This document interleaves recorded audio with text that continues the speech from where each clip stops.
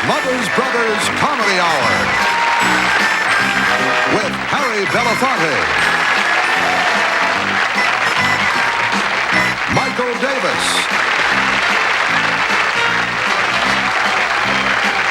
Andrea Martin, Paulsen, Father Guido Sarducci,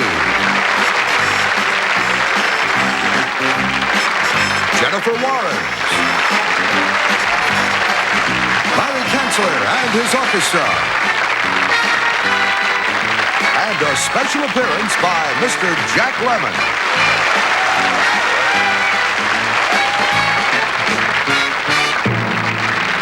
Ladies and gentlemen, the Smothers Brothers.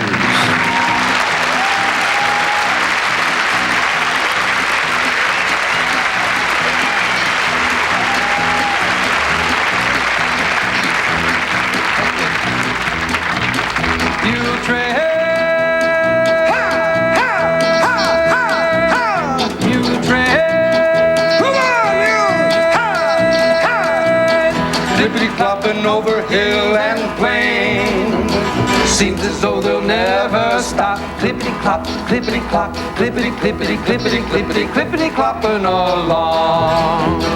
Ho, ha! There's a pugger trotting back for a miner in Corona. There's a guitar for a cowboy way out in Arizona. There's a dress of calico for a pretty Navajo. Get along, you. Get along.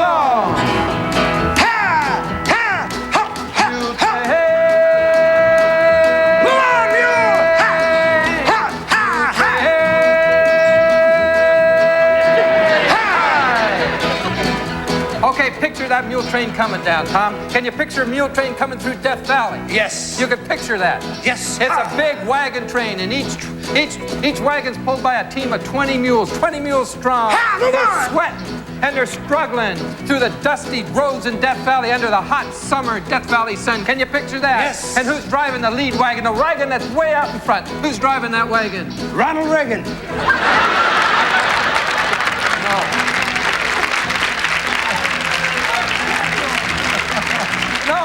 You're driving the wagon. I'm driving the wagon. You're driving the wagon. You're the mule skinner. You're in Death Valley. And why do they call it Death Valley? Because of Ronald Reagan. No, they call it Death Valley because the sun could wipe you out. So could Ronald Reagan. Well, why don't Tom, why don't you just forget about Ronald Reagan? I wish I could. Well, right now we're going to forget about him, and I want to welcome you all, ladies and gentlemen. We're really happy to be back with you tonight on CBS. And when we had such a great reaction to our show, our 20th reunion show a few weeks ago, that CBS asked us back to do some more. Yeah, we'd sure like to start this. Thank you.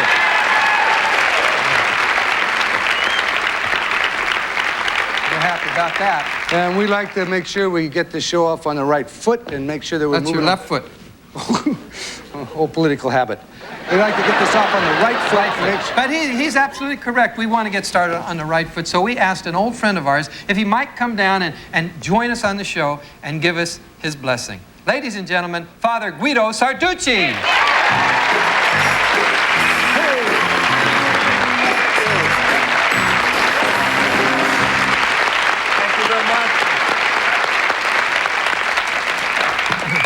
Congratulations, Tom and Dick, on your new show. Everybody's just so excited about it, especially because everybody knows what bad luck you guys have had over the last couple of decades.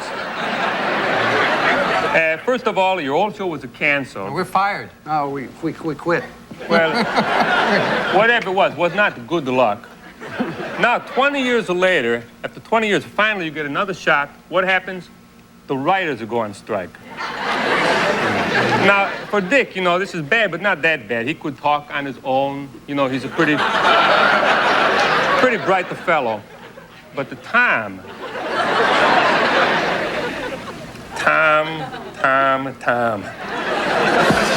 Thank you very much. Was not a compliment. Anyway, I wish you guys the best of luck in the world. I hope that the ratings just go sky high through the Richter scale.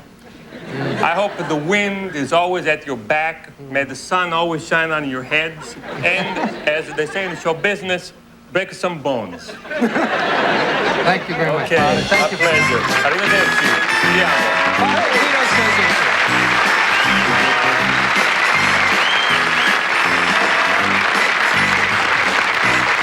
All the way from Rome. Right now, we'd like to take a look at a little of the nostalgia of the old show.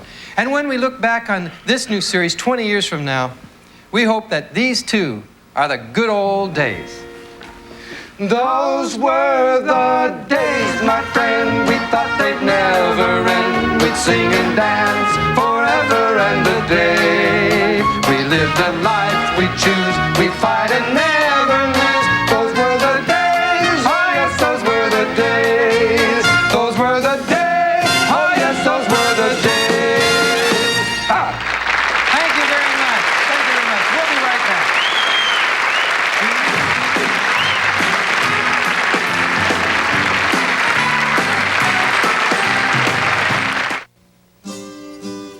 Home is where the heart is, where you got your start, where the sweetest part is.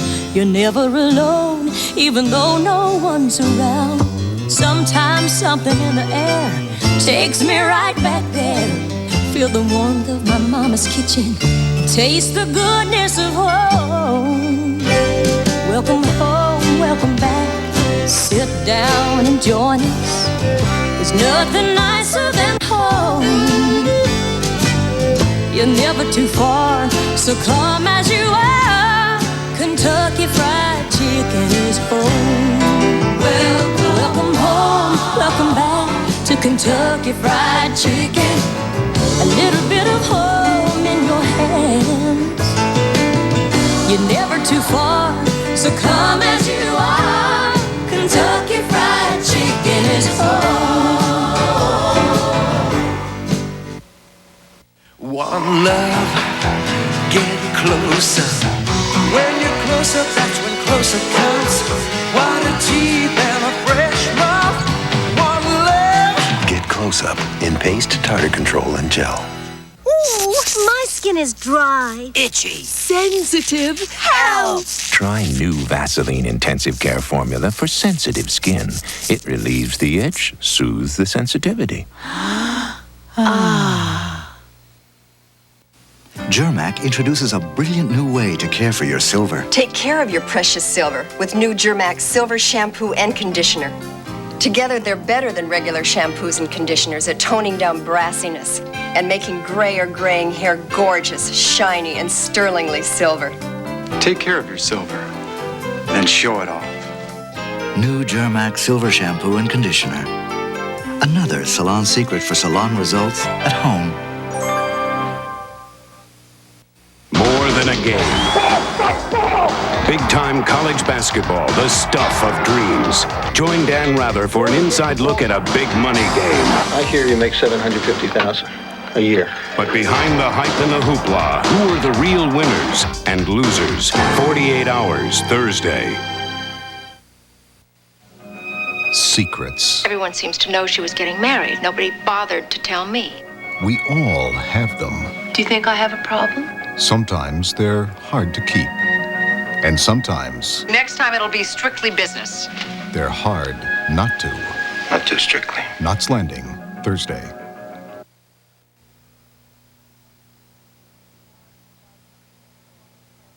Love, guidance, and support. That's the prescription for prevention. A strong family helps kids resist drugs. Try a little prevention today. Thank you very much.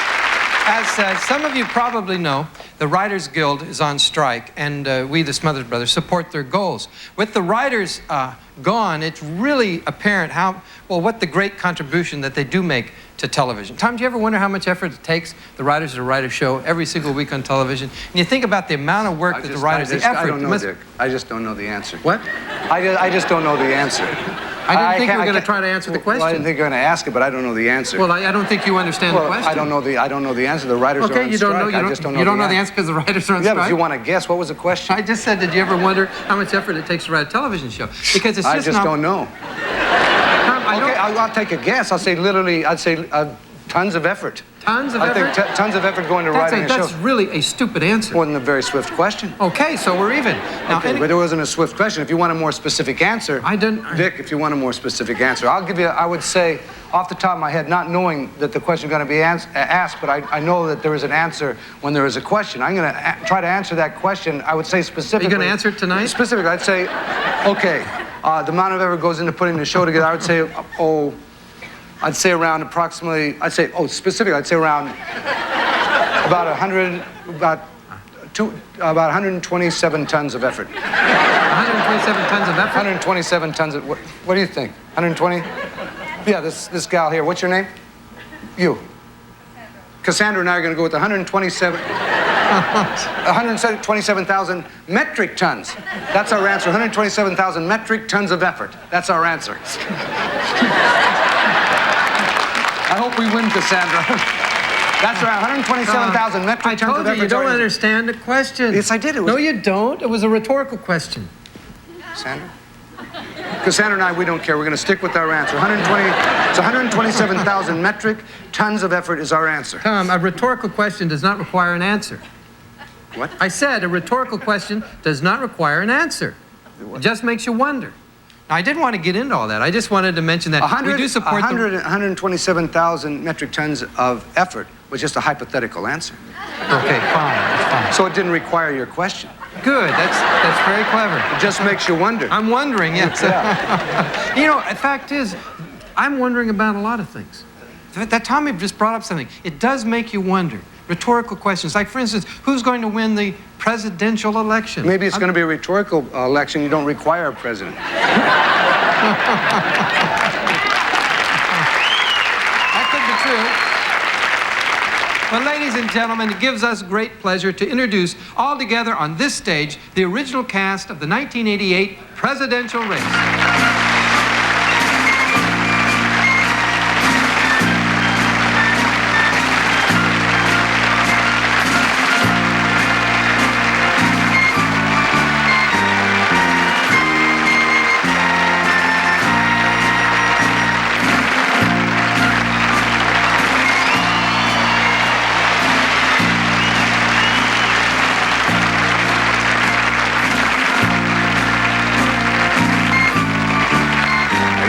These men and I answered America's call.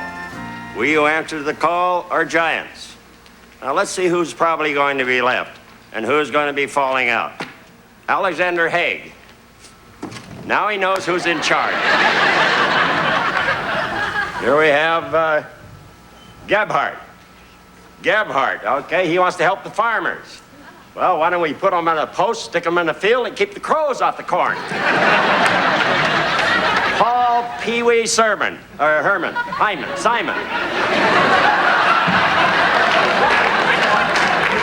Paul Pee-wee Simon. He's smarter than he looks. He'd have to be. Gary Hart fell out early. Whoop. And...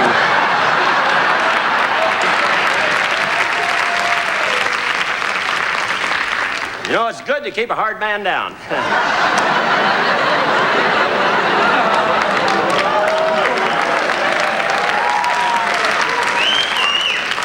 Now, I saw an empty limo drive up the other day, and Al Gore got out. Jack Kemp, strapping young man, a jock strap. Here's Dole. He thinks nobody loves him. Now, if love was a gas station, he'd be pulling up to a self-service island. Hey, I have some more hilarious thunderbolts coming up here. Don't go away. Bruce Babbitt, a lightweight. Pat Robertson. Now, if we have a religious leader in the White House, we'll probably have to have a secretary of bingo. Hill.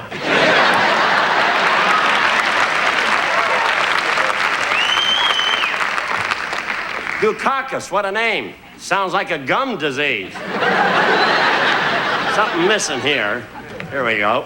There we are. Okay. George Bush and his wife Anheuser. Don't call him a wimp. He's not a wimp. He's a sissy. Tell you what, I'd rather be called a wimp than a bush. Jesse Jackson, Axon Jackson. Now, if it weren't for Jesse Jackson, these guys would all look alike. Well, there it is. That's maybe the ones that are left. Now, it's up to you to find the candidate, the one who stands tall above the rest. America deserves a president who can battle the winds of change that will be swirling around in the years to come. Can he face the storm winds blowing across the political waters? Can he face this tornado of troubles firm against the thundering clouds of despair? His dignity ripped by a hurricane of total dimension? This one man standing at the question.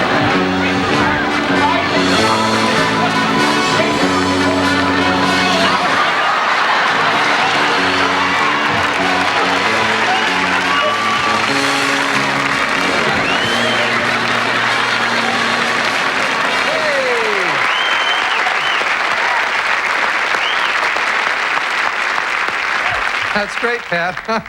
You don't have anything to hide, do you? Hey, Pat Paulsen, ladies and gentlemen, in my opinion, is truly a living legend. And in our business, there are very few living legends, milestone performers.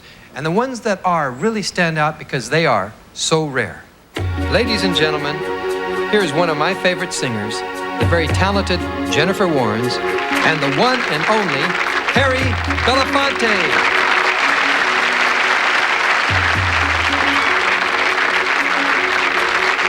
She does not lazy dance her hands on me. She does not talk no pretty talk. She pleasures silently. With her I am summer, I warm easy to her heat. She fill me full, she fill me full. She make me complete, skin to skin, skin to skin. No cold wind blow on me, no cold wind blow on me. Skin to skin, skin to skin. The light it shine on me, the light it shine on me. He is a secret soldier with pieces inside broke. He hides in his own darkness. His fire has no smoke. And when my body's song begins, when he holds me tight, he chases all my shadows, and I burn so bright. Skin to skin, skin to skin. No cold wind blow on me, no cold wind blow on me. Skin to skin, skin to skin.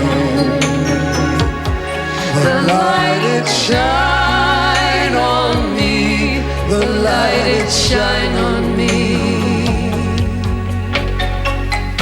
Winter inside of me, ice to fight the storm. She cannot see what I hide in me. I can't be strong beside her warm. Skin to skin, she's too close. Skin to skin, much too close. No cold wind blows. She's got a hold on me. Cold she's got a hold on me. Skin to skin, she touches soft. Skin to skin, I'm much too soft. The light it shine her on fire's me. Burning me. The Her light fire's shine on me. Skin to skin, she's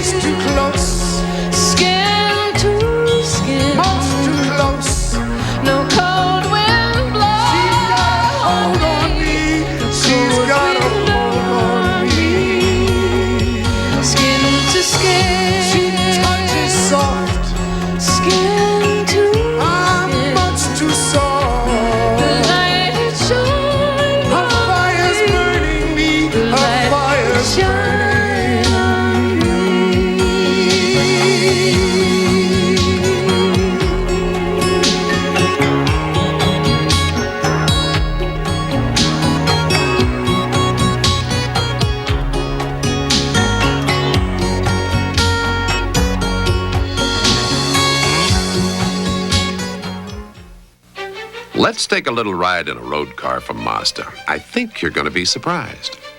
It's got all the right hardware. No surprise there. Electronic fuel injection, overhead cam engine, four-wheel independent suspension. It even has the best warranty in its class. Guess what? It's the Mazda 323, a road car that also happens to be today's best value in a small family sedan. I like surprises like this. The game Monopoly is coming back to McDonald's. Bigger and better than ever. There's over $50 million in prizes. This time, it's not going to be big, it's going to be huge. A cheese riddle. Hey, Mom, what do you get when you add melted cheddar cheese to ordinary broccoli? Oohs and ahs. Yes, cheese makes it taste better. So don't forget the cheese. Were you surprised? Surprised to turn 40? No. I meant the party. The pizza. The heartburn. Mm-hmm. You know what they say about anchovies at your age. Anchovies don't get to be my age. Do we have any Pepto? Mm-hmm. Here comes the soothing relief of Pepto-Bismol. The one that coats is the only one you need. Feeling better? Like a kid again. The Smothers Brothers Comedy Hour will continue. What reason could Dennis Julian possibly have for killing Kevin Barry? The motive. If my name were on the title page, I've spent over a year of my life working on this thing. The method. Guest star Tony Franciosa is the author who tries to get away with murder. But can he get away from Jake and the Fat Man? Tonight at 9. Hey, Allie, it says here that single women over 40 have a better chance of getting kidnapped than getting married. What are their chances for dinner and a movie? Kate and Allie. This is CBS.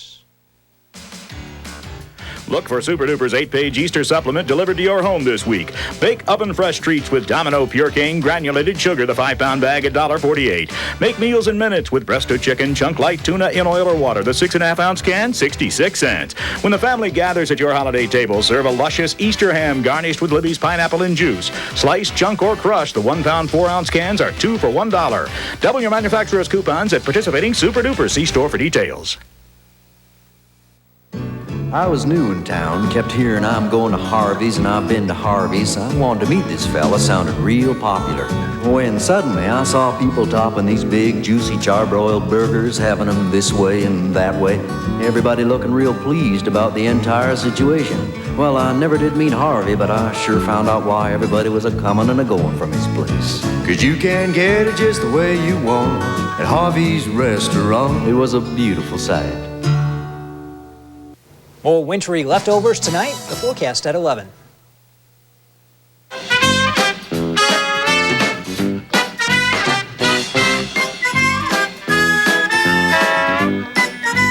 Ladies and gentlemen, Andrea Martin, Tom, and I would like to perform for you a musical story. It's about Jonathan W. Astor, the greatest dancer who ever lived. Jonathan W. Astor was a master dancing man. He danced the day that he was born. His parents thought him grand.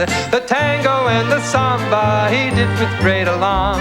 But most I like to dance the waltz until the break of dawn.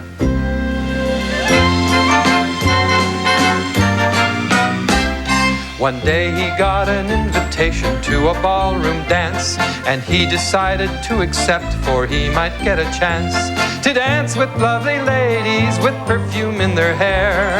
Or even clumsy, frumpy ones, I really just don't care. But at the ball, the same old story made his evening grim.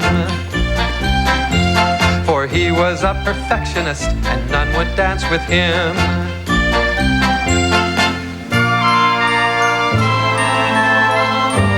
Much too good a dancer for all the ladies here. That's true. I like the waltz. It has its faults. It's not much fun unless danced by two. I wish I knew somebody who would waltz with me. I'm so blue, damn you. This evening was no different, so he thought he'd just go home. On his way out, he saw a girl dancing all alone. She was a little different from either you or me, for she not only had 2 legs, she had 1, 2, 3.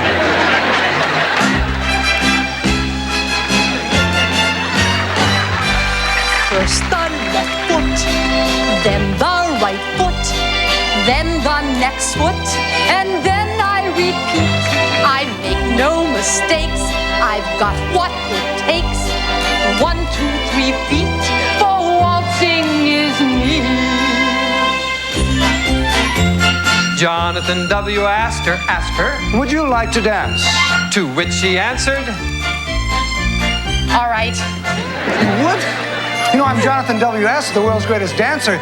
Most women are too self-conscious to dance with me. What would I have to feel self-conscious about? So they began to waltz in a manner so sublime. 2 hearts, 4 arms, 5 legs, love in 3/4 time. Oh.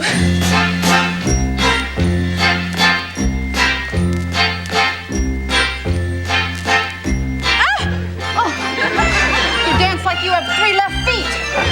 Thank you very much. That was not a compliment. I guess I'm not the greatest dancer after all. Oh, listen. Nobody's perfect. They like the waltz, they have the pulse.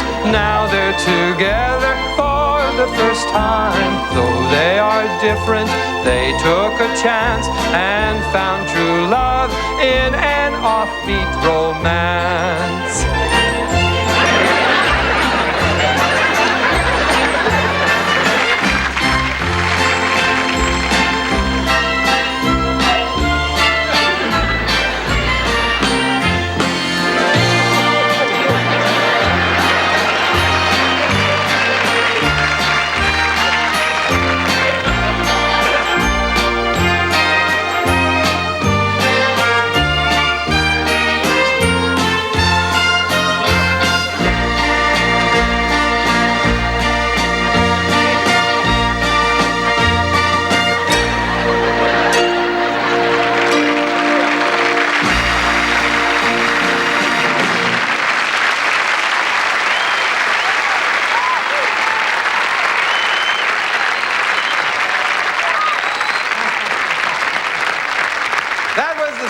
Jonathan W. Astor, portrayed by my brother Tom, and Andrea Martin. Truly an unusual couple.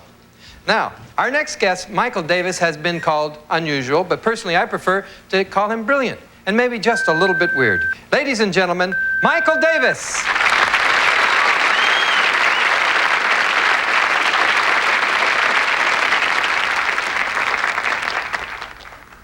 My name is Michael Davis. Thank you.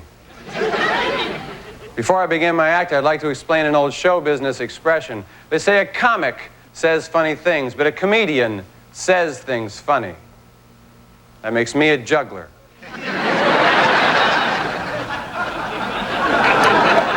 But I have an unusual philosophy about the art of juggling. I don't think it's important how many. Style.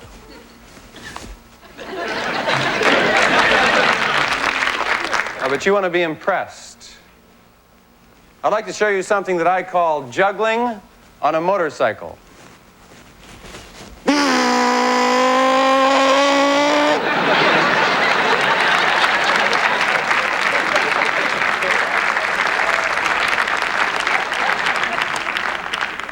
That was stupid. It's a form of rhetorical juggling. It doesn't require that you catch it.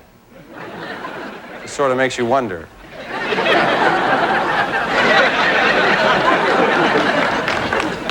It's just unusual. See, I explore the world of the unusual, where the commonplace is considered ordinary. The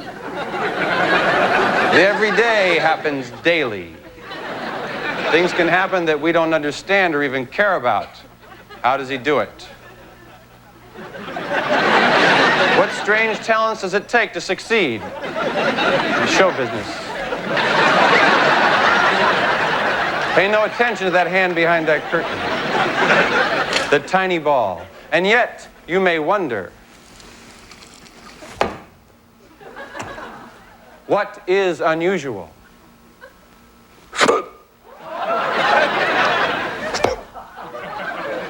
That is unusual.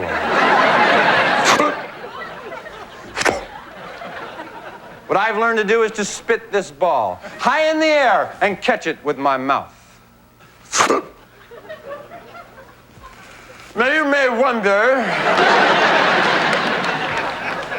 why would a man learn to spit that tiny ball high into the air to catch it with his mouth?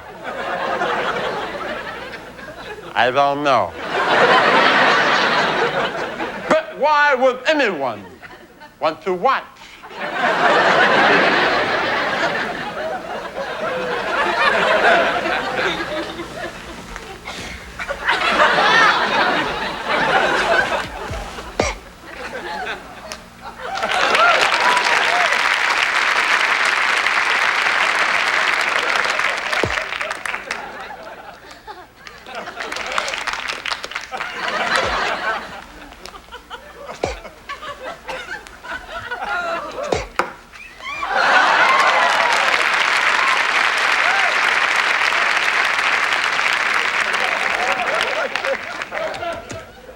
This is extremely dangerous. If I were to swallow this ball, it would hurt. Twice.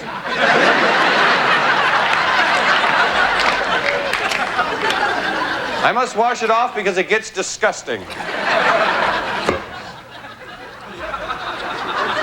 And now I will attempt the even more unusual.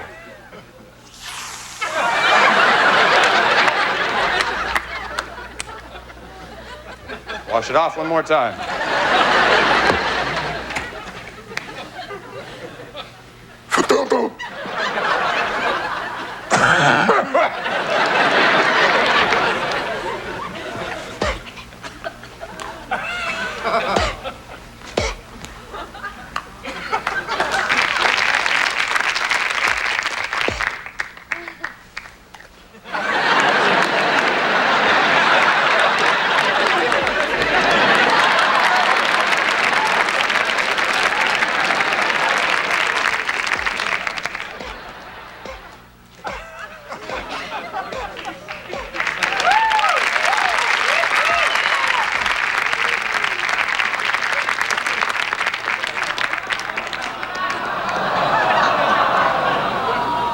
Perfect. Because in the quest for the unusual, the hard part is thinking of it. Then it's merely practice. You can learn to juggle anything. For instance, this very unusual water juggling.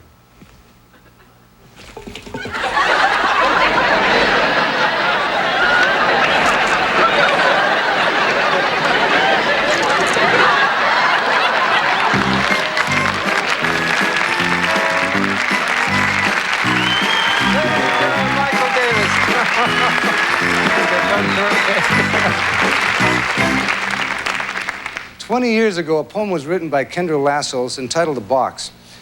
It's as timely today as it was when it was written then, or when it was written. Anyway, ladies and gentlemen, Mr. Jack Lemmon.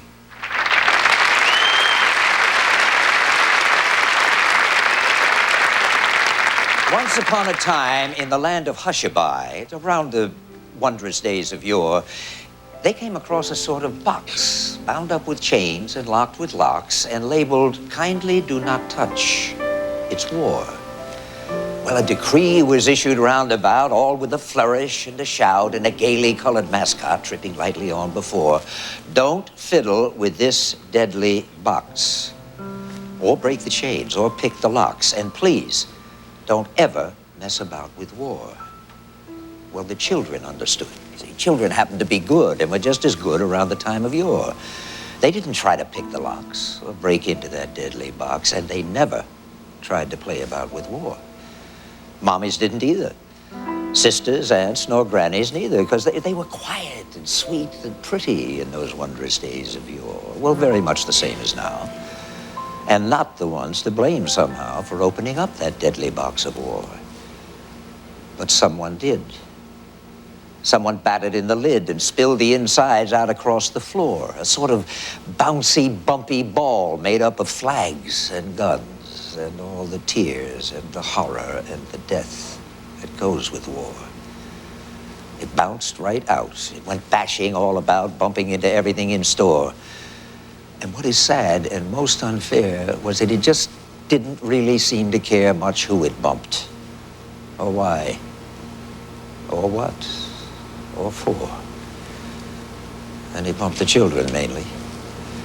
I'll tell you this quite plainly, it bumps them every day and more and leaves them dead and burned and dying. Thousands of them, sick and crying, because when it bumps, it's very, very sore. There is a way to stop the ball. It isn't very hard at all. All it takes is wisdom. And I'm absolutely sure we could get it back into the box, bind the chains, and lock the locks. But no one seems to want to save the children anymore. That's the way it appears. Because it's been bouncing around for years and years, in spite of all the wisdom whizzed since those wondrous days of yore. And the time they came across that box, bound up with chains, and locked with locks, and labeled, kindly do not touch. It's war.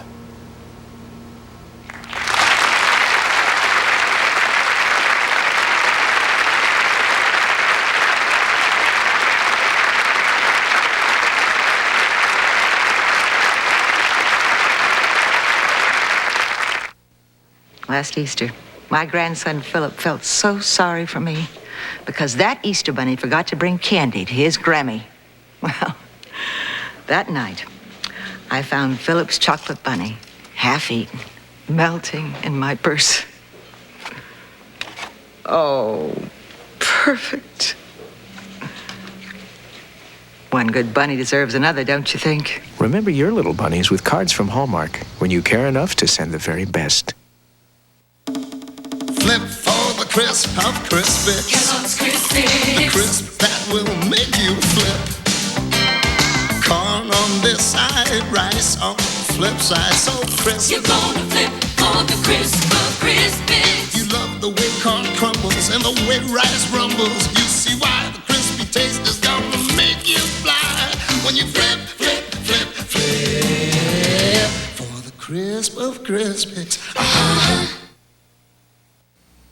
A cheese riddle. Say, ma'am, what do you get when you add Monterey Jack cheese to plain chili? Happy cowboys. Cheese makes it taste even better, so don't forget the cheese. If you're concerned about heart disease and your doctor advises exercise, the right foods, and an aspirin a day, you should know that heart specialists recommend Ecotrin more than Bayer when they're concerned about aspirin irritation because it's safety coded. Ecotrin, the one heart specialists recommend. Extremely gentle, extremely beautiful, extremely pure, extremely lush. CoverGirl introduces extremely gentle mascara for sensitive eyes. Irritant-free, gentle enough for contact lenses. And so easy on the eyes. New extremely gentle mascara in regular and water-resistant formulas. It's the sensitive side of CoverGirl eyes.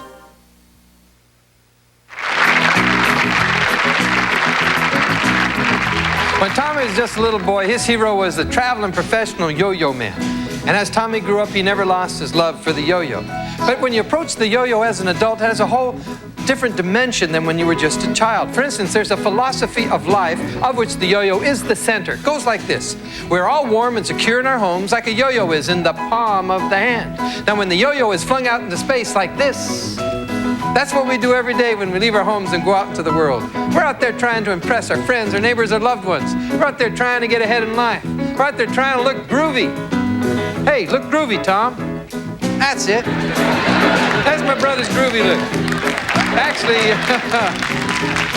Tom's above groove. He's into a state of yo. He's with the one with the Cosmo. Hey, Tommy, will you do Around the World, will you? Around the World illustrates the philosophy of yo. You see, we're born in the center. Go on. Born in the center. We live our life fully, and at the end of our life, we come right back to that same center. I one with the cosmos and the universe. It's just very nice. Tom, do Around the World backwards. Now, Around the World backwards is by far more difficult because of the direction of the kinetic energy spinning when the... Tom, that's not quite... Tom, that's not what I had in mind. Oh my gosh, that is a brand new trick with a very sick yo-yo. We'll call that As the World Turns. Okay, Tom, you're full of yo from head to toe. It's apparent you're ready to do the show tonight. The yo-yo man is on. Now, anybody in the audience have any requests for yo-yo tricks? We have time for 2 requests from the audience. Just holler them out. Okay, rock the baby in the cradle, walk the dog. Those are the classics of all time. Did you hear that, Tom? The audience wants to know if the yo-yo man can do rock the baby in the cradle and walk the dog. He says he can. Now, you know how I could tell? Because he said yes. Say yes again. Yes. That's how you talk in yo. You don't have to verbalize. They're too hip for that. Okay, Tommy, why don't you start off with rock the baby in the cradle, all right? You got to spin it down, keep it spinning all around. Ooh, keep it spinning down, Tom. Spin that, build that cradle. Now he's rocking the baby back and forth. All right, spank the baby. Back up to the palm of the hand. All right. He is the yo-yo man, all right? Okay, Tommy, let's see you walk that dog. Can you walk the dog? Okay, he's getting ready to walk the dog. That little trick there is called Sleeping Beauty. It's a little minor string adjustment trick. It's to get the tension properly on the string. Okay, walk that dog, Tommy. Walk the dog. He's getting prepared, as you can tell. He's going to walk that dog.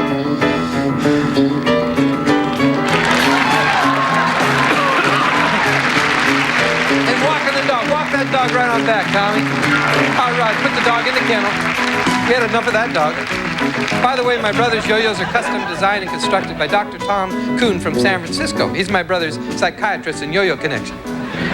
That's right, they get along just fine. Okay, Tom's going to start off now his prepared portion of the show by doing Shoot the Moon. Shoot the moon with a mere flick of the finger and the wrist. He will shoot the yo-yo straight up and out and up and out. He'll do a tremendous amount of repetitions and then smartly back to the palm of the hand. Look at that. He's right into yo. He's into the groove. Up and down. Come on, Tom. Look at that. Whoa.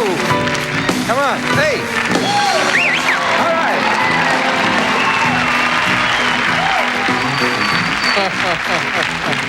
Well, you may have liked that, but it wasn't really actually as it's supposed to be done. He did start, looks like 2 tricks to me, you know? Looks like he started off with Shoot the Moon, finished up with Abort the Mission or something like that. I have no idea. But see, I was right, Tommy. See, the spirit of yo, the philosophy of yo, lets you be able to fake it anytime, anytime, any place. Okay, Tom, let's see you do the man on the flying trapeze. Can you do it? All right, he says he can. It will start off a lot like Around the World, but it will change right there. And look at that, spinning and sticking and right there. Bring it home, Tom.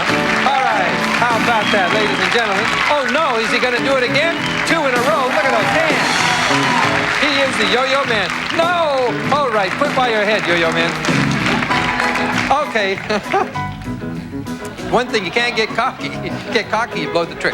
Okay, now, last trick for tonight is the brain twister. Now, the brain twister is a... Tommy, can you do it? Oh, he says he can. It's a real stretch for my brother, the brain twister, but all right. And this is the last trick. I know you want to see more, but the Yo-Yo Man will be back in future shows. We're going to have him every chance we get. Isn't that right, Yo-Yo Man? He's available. Okay, the brain twister. Okay, here he goes. Spinning it down. He hooks it on. Now he twists. 1, 2, 3. Back it up, Tom. Back it up. Keep it going. I shoot the moon. And a loop-the-loop dismount. That's it. All right, let's hear it for the Yo-Yo Man. All right. Take a bow, Yo-Yo Man. Take a bow. Whoa, whoa, whoa. He is the Yo-Yo Man. Tom, spread that yo all over the audience. Tom Smothers. The Yo-Yo Man. He's in the groove. Ladies and gentlemen, once again, Harry Belafonte.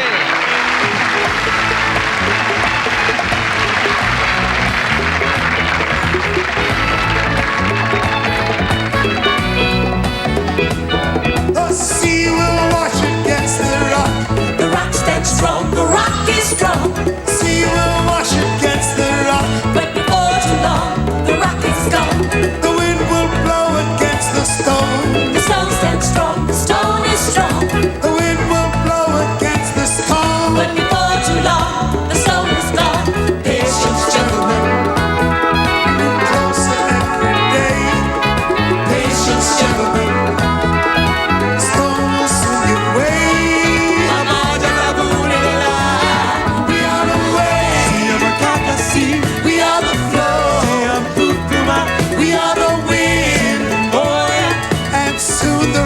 must go.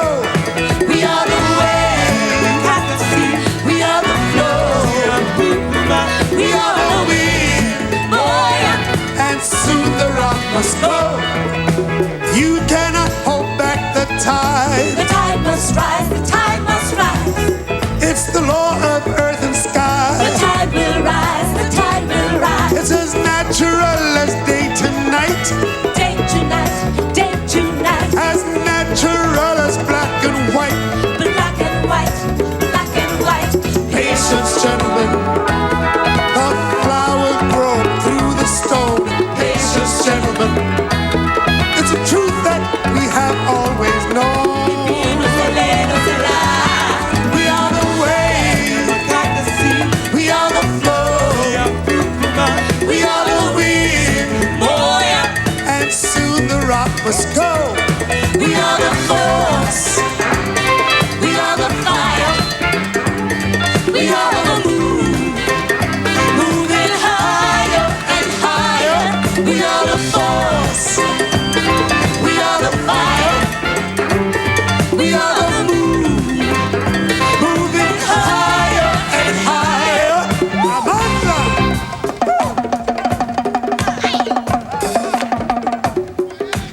Sia Kubela, Sia Kubela.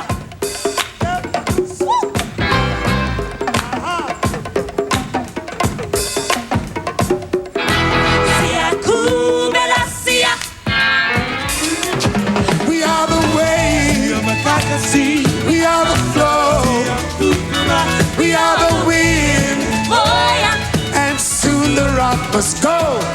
We are the wave, we are the flow, we are the wind, and soon the rock must go. Sea will wash against the rock, the wind will blow against the stone. Sea will wash against the rock, we move closer every day. The wind will blow against the stone, stone will soon give way.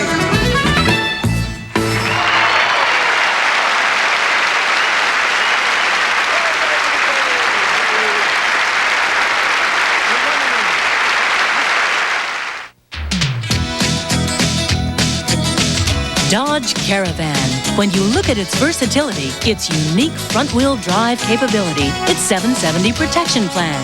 When you consider the fact that it's the only vehicle in its class that gives you a choice of a long or short wheelbase, it's no wonder Caravan is the #1 selling passenger minivan in the world. The unequaled Dodge Caravan. It's gotta be a Dodge. It's coming back. Your big chance to get to McDonald's and win from over $50 million in prizes. The game Monopoly is coming Friday to McDonald's. A 20-minute call, coast to coast on AT&T long distance, is only $2.84 on weekends. Someone is closer than you think. Reach out and touch someone.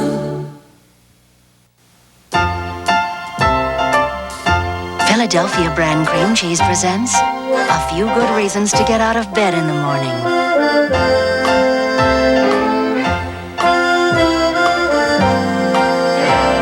Need another tempting reason? Ounce for ounce, Philly's got just half the calories of butter or margarine. Philadelphia brand cream cheese. The reasons to love it keep spreading. It is here that I have yearned to be, with you, Catherine, in a world we can share. I savor the moment and allow myself to dream. Beauty and the Beast, Friday at 8.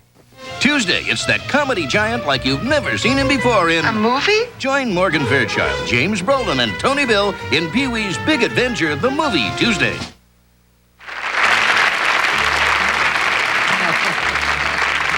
We like to sing for you now a song that's truly American in origin, and there's very few musical forms that really were originated in this country, and this is one of the best. It's a spiritual, American spiritual, and it goes like this.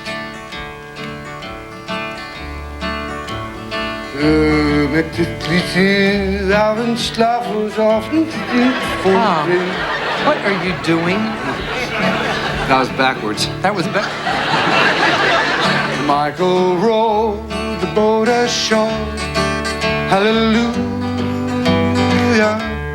Michael rowed the boat ashore. Hallelujah.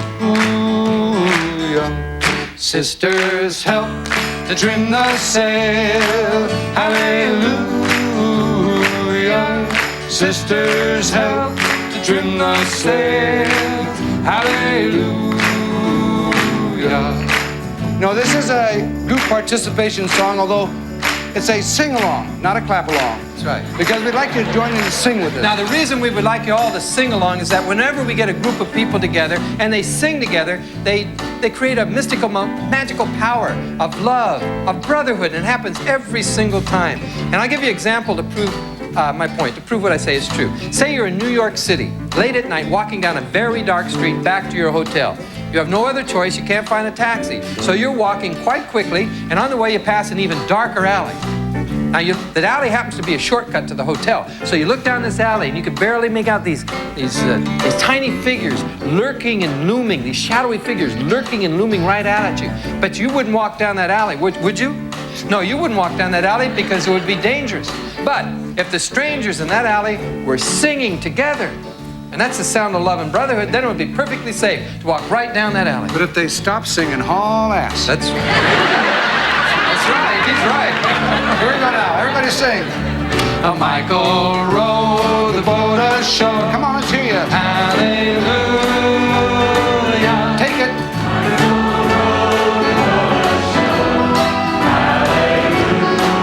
One more time. Michael rowed. Everybody, come on. Hallelujah. Michael rowed the boat ashore. Hallelujah. You know, that sounds so great. We want to ask all the ladies in the audience, and just the ladies this time, to sing the second verse, Sisters Help to Trim the Sails, and really sing out, because when you sing together, your voices are so beautiful. Here we go. Sisters Help to Trim the Sails. Here we go. Okay? Sisters help to trim the sail. Hallelujah. Sisters help to trim the sail. Hallelujah. Everybody hum.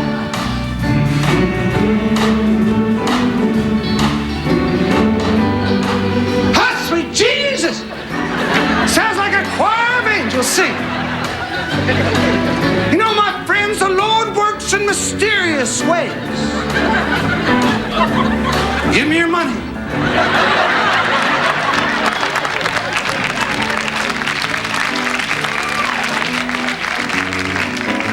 You know, my friends, this reminds me of a story about a man. This man lost his sense of humor. And a sense of humor is truly a sense of proportion. And he had no laughter in his life. He had no smile in his soul. Praise the Lord. Praise the Lord. He had no laughter in his heart, no smile in his soul. Hallelujah. Hallelujah. Praise the Lord. Praise the Lord. Ham and eggs. Ham. And I know this story to be true, my friends. I know it to be true, for I was that man. No. For 7 years, I could not laugh, I could not smile. My house was a mansion in disrepair, and I lived in a basement of despair. Praise the Lord. Praise the Lord. Hallelujah. Hallelujah. Eggs over easy. Eggs.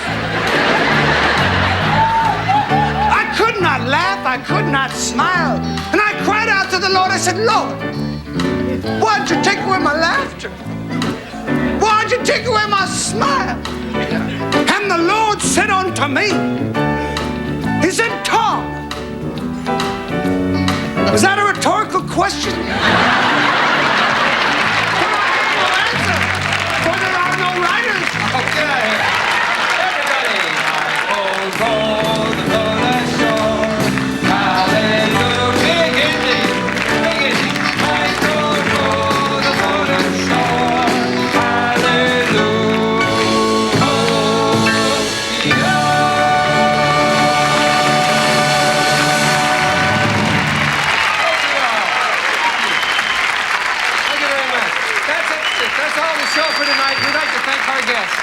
you very much. We'd like to thank our guests, Harry Belafonte, Michael Davis, Jack Lemmon, come on, you guys, Andrea Martin, Pat Paulsen, Father Guido, Sarducci, and, of course, Jennifer Warren. Thank you all, and have a very good night. Thank you. Okay.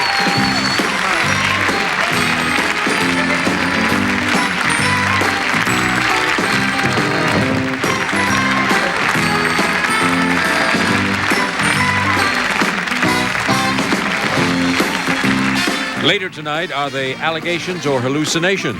McCall must decide on The Equalizer. But first, Jake and the Fat Man solve an author's murder next.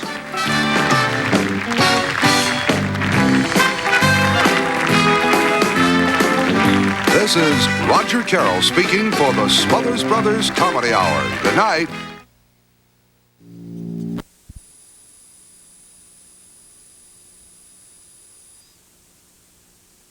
We'll be talking about tonight's Smothers Brothers show. And of course, you don't want to feel left out, so I'm going to give you a 1-minute synopsis of everything on tonight's show, and this way you won't have to watch, okay? We're going to start the show with me, but you already know that because you're watching me. I'll be followed by the opening credits. Next up, of course, is Tom and Dick and their opening number, which for me, it's taken for me is hilarious. I started rehearsal and just thinking about it brings a smile to my face. See? Next to that is the podium crackball pranks of the particularly peculiar political pitchman Pat Paulsen. Then it's some marvelous melodies from Miss Linda Ronstadt and the Mariachi Vargas, starting with Chardiata. You know that one. How did you Betty did the the color of the heat of the chatting? Of course, Linda does complete with singing, dancing, strings, and horns. She's a tough act to follow, but Yo-Yo Man will give it his best shot. Followed by funs, laugh, giggles, and general merriment with comedian George Carl. Then it's time to get down, get real with the ever wild little Richard. Woo! And if that wasn't enough, there's more. Harry Anderson, a.k.a. Night Court's King. Leigh French and Sarah Little Tea with Goldie. Jim Stafford singing a seriously sensitive song. And finally, Tom and Dick's closing number, Caliente El Sol. Hey, well, that's about it. It's the Smothers Brothers Comedy Hour with Harry Anderson, George Carl, Leigh French, Little Richard, John Moschitta, Paulsen, Linda Ronstadt with Mariachi Vargas, Jim Stafford, and Larry Kanzler and his orchestra.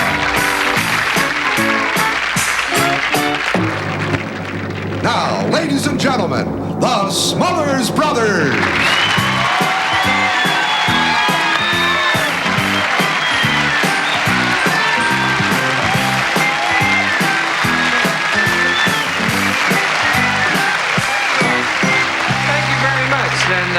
We're so glad you're here, and we hope you enjoyed the first show of our series last week. And this is, of course, the second Smothers Brothers Comedy Hour. And it feels really terrific, doesn't it, Tom, having our own show once again on. This is the longest time we've ever had a series since for 20. We're already in our second one, and it's still going. Yeah.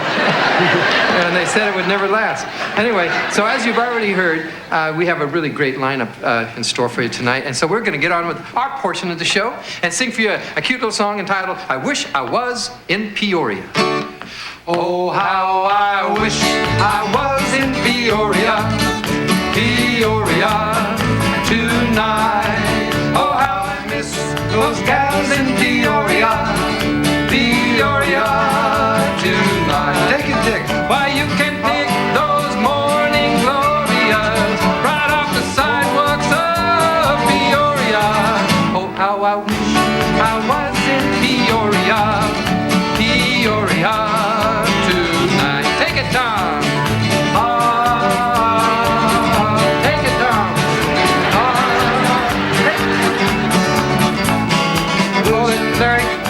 No, that's not gonna work. What do you think you're doing? I'm singing "Wish I Was." You weren't singing at all. You're just standing there bouncing up and down. I wish I was singing. That's not. Well, I wish you were too. Why didn't you sing? You stopped it. He stopped it. I didn't stop it. Of course I stopped it because you stopped it because I was saying. I didn't stop it. I said take it to you and you just ignored me. I didn't hear you say take it. I didn't hear you say. If I'd heard you say take it, I would have. I don't understand what you're talking about. I said take it. Just a second. I just didn't hear him say take it. If I'd have heard him say take it, I would have taken it. Are you telling me I didn't say take it? I didn't say you didn't say take it. I said I didn't hear you say take it. Oh, you didn't hear me say take it? If I'd have heard you say take it, I would have taken it. If I could live my life all over again, I would, but I just... I don't think it's necessary. a simple take it. Well, don't make a big deal. I don't think it's necessary to live your life over again. I just want to know if you heard me say take it. And you said no. You answered my question. I didn't hear Now, you did you hear me say anything? I didn't hear you say take it. I didn't ask you if you didn't hear me say take it. I said, did you hear me say anything? Yeah, but you're trying to get me to say that I said that I thought that I heard you say take. I didn't hear you say take. No, I'm not. I'm just asking you a simple, straight. I'm asking my brother a simple, straight ahead question. It's a yes or no question. It's very simple. Did you hear me say anything? Yes or no? I didn't hear you say take. Did you hear me say anything? Yes or no? Yes. Yes what? Yes, sir. No. That's not the answer I'm looking for. No, sir. No is not right either.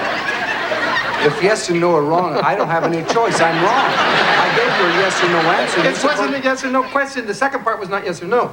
The first question, did you hear me say anything? You said yes. Yes. You said yes and no. Which is it, yes or no? I heard you say something. Oh, you did. Now, what do you think you thought you heard? I thought I heard you say take. Well, what do you think you thought I said?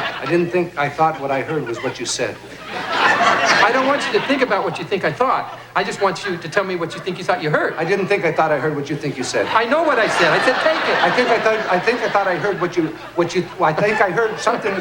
Yes, sir. You said something. It wasn't what I thought I heard. What you think you thought you said? Because I didn't thought I heard. Don't go on and on. I'm just trying to find out what you think you heard. If it didn't sound like take it, what did it sound like? It didn't sound like you said take it. Well, what did it sound like to you? I think it sounded like I thought I heard you say naked. Or bacon, naked bacon. It sounded like you're saying naked bacon, but I didn't. Oh, of course, that makes all the sense in the world, doesn't it? I'm going to come out here, start singing, stop, turn to my brother, and I'm going to say naked bacon. Didn't make any sense to me either, so I just ignored it. I don't even know what naked bacon is. You know, I know my brother believes he understands what he thought I said. But I'm not sure he realizes that what he thought he heard is not what I meant. You understand? I did not say naked bacon. Then I apologize, because I'm sure with your enthusiasm you did say take it, and it's my fault. I didn't hear you say it, so it's my fault. Well, what were you doing what were you thinking about when I said take it? I was nervous. You were nervous. Okay, I was taking a mental nap. You were taking a mental nap. With a capital R. And I just didn't hear. I was emotionally vague. I was emotionally vague. You were emotionally vague? I was emotionally vague. Now, what is that supposed to be, emotionally vague? It's a point of view with no target. No target. Right on. This conversation is obviously going no place. Thank you very much. That was not a compliment. Don't go away. We'll be right back.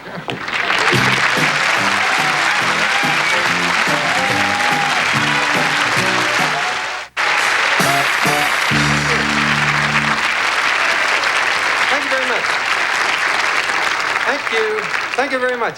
Our next guest is a real terrific guy. He's been with us, I think, since the first or second of the Smothers Brothers shows over 20...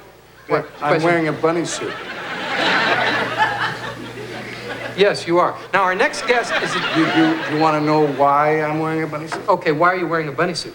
Do you think I'm in a bunny suit? Do you think I'm in a bunny suit because of Easter? No, we've already had Easter. Tommy, that was a few days ago. So that answer would be wrong. Yeah. Well, I'm wearing this bunny suit. You're going to tell me anyway. Yeah. The bunny suit is my protest against our involvement in Central America, our Central American policy. This is in protest. Let me get this right. This is a protest our involvement in Central America. Yeah. Well, I think wearing the bunny suit doesn't make any sense. Neither does our policy in Central America.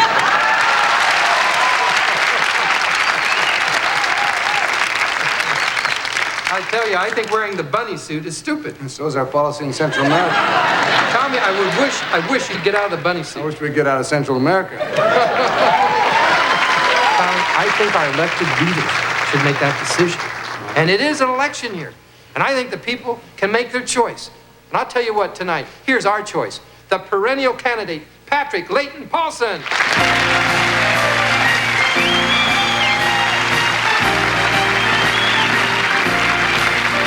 The time has come for us to sit down and reason together. Too often, serious world problems are discussed in an environment full of passion and unreasoning anger.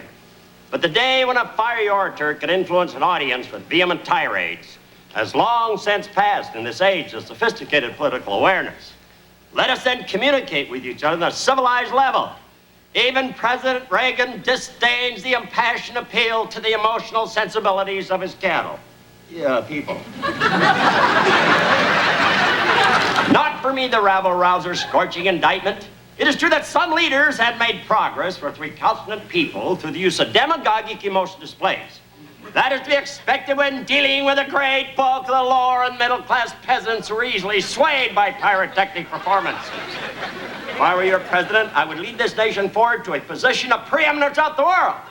I believe it's our manifest destiny to dominate the oceans of the world and to bring the white man's burden to the underprivileged nations of the earth, for they are better accustomed to carrying such loads than we are. And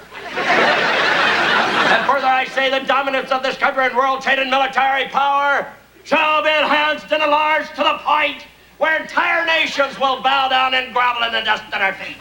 Unser Damen, was geheule, liebe Phrasen, und deuten geheim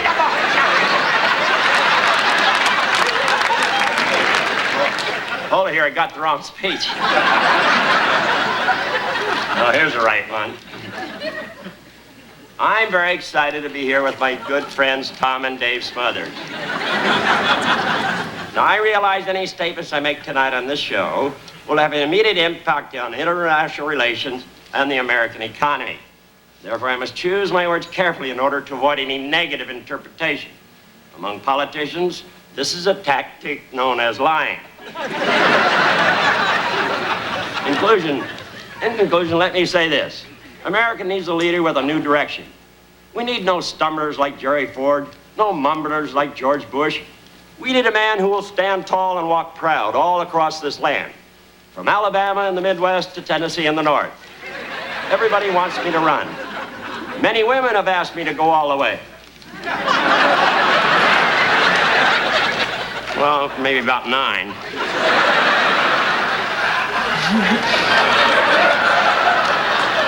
America wants me to become what I've always been, the common, ordinary, simple savior of America's destiny.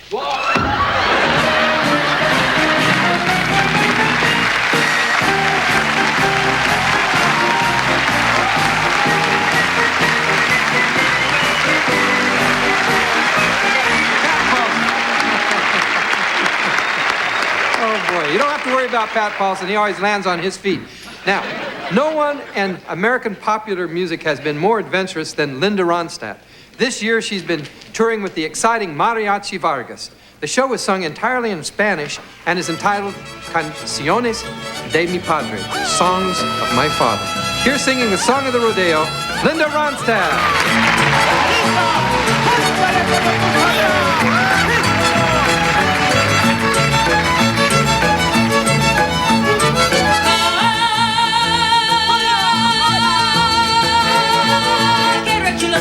La fiesta charra, fiesta del sol.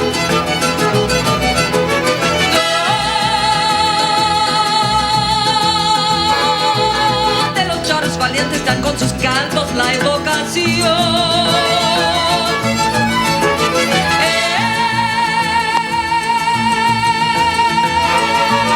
Caripeo y festejo que huele a surco y a tradición. Romero de la faena, mansa virada de mi nación. Bonito es el jaripeo y cuánta su animación. Yo quiero montar un toro para que me mire mi amor. Upaliu, paliu, upaliu, paliu. Quiero montar un toro para que me mire mi amor.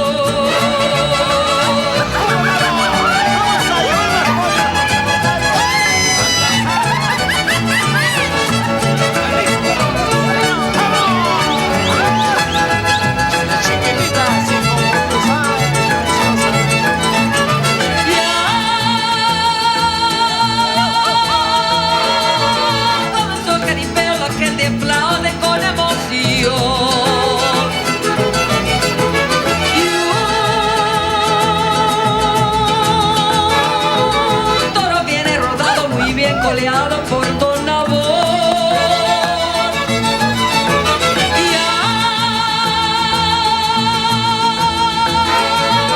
Me talaron un toro pa' que lo monte Don Felimón.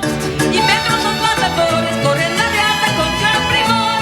Bonito es el jaripeo y junta su animación. Yo quiero montarle un toro pa' que me mire mi amor. Upaliu, paliu, upaliu, paliu. Yo quiero montarle un toro pa' que me mire mi amor.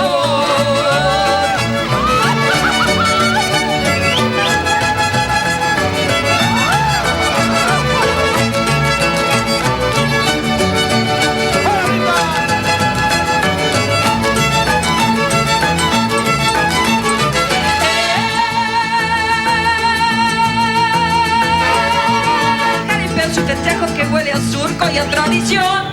Rueda de la faena, más olvidada determinación. Bonito es el jaripeo y cuánta su animación. Yo quiero montar un toro para que me mire mi amor. Upario, upario, upario, upario. Yo quiero montar un toro para que me mire mi amor. Ay, ay, ay.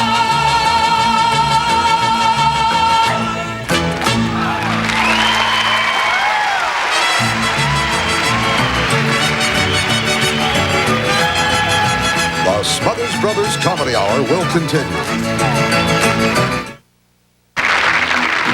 Last week we had the Yo-Yo Man on the show, and as you could plainly see, he's back this week. Aren't you, Yo-Yo Man? You got your spirit of yo with you? That's right, let's hear it for the Yo-Yo Man and his spirit of yo. Don Smothers is the Yo-Yo Man. Now to get in the groove, Yo-Yo Man. Get in the groove. Do some, there he's go. See, when you're in a state of yo, you're just so groovy, you don't even touch the ground. He does some loop-de-loops there. You remember the loop-de-loops when you tried them? Sometimes people try to see how many they could do. In fact is, during the big contest, when they had ties, they'd have a runoff with the loop-de-loops. Tommy can't do that many of them, but he knows how to do them. Do around the world again, Tom. And for those of you who missed the Yo-Yo Man last week, the round the world symbolizes the philosophy of yo. The philosophy of yo. See, when we're born in the center, we go out and live a rich and full life. Boom, you're back to that center of yo, one with the cosmos. Okay, Tommy, let's see what you're gonna do. Round what you want. Do a little bit of Sleeping Beauty. We had a letter came in, a whole letter came in after last week's show, asking Tommy to explain the Sleeping Beauty. See that trick there? Sleeping Beauty tightens the tension on the string. Let's see if you let's see it. Bring it down, get it up. See if it's proper. It's working just fine. That's sleeping. We'll get into that a little bit later, Yo-Yo Man. There was a trick too that Tommy did, and I would like to show you some variations. Do rock the baby in the cradle. Yo-Yo Man, stay in the groove, Yo-Yo Man. You're slipping out. That's right. Get in that groove. That's more like it. Okay, rock the baby is one Tom, the Yo-Yo Man, did last week. Now, you say, why are you repeating the trick? We have a point here, and the Yo-Yo Man can tell you that every time, spank the baby, back up to the palm of the hand. Very well done. But there are variations on rock the baby in the cradle, aren't there, Yo-Yo Man? He says yes. See, when he's in a state of yo, he doesn't have to move his mouth. He just says, right on. Okay, Tommy's going to do rock the baby, cha-cha-cha. This is for our Latin American neighbors to the south. Rock the baby, cha-cha-cha starts. Ooh, that's a hyperactive baby. Keep going, Yo-Yo Man, take it down. There he goes. Now rock the baby, cha-cha-cha. Where's cha-cha-cha? He did it. All right, he did it. Right about Yo-Yo Man. All right, Yo-Yo Man.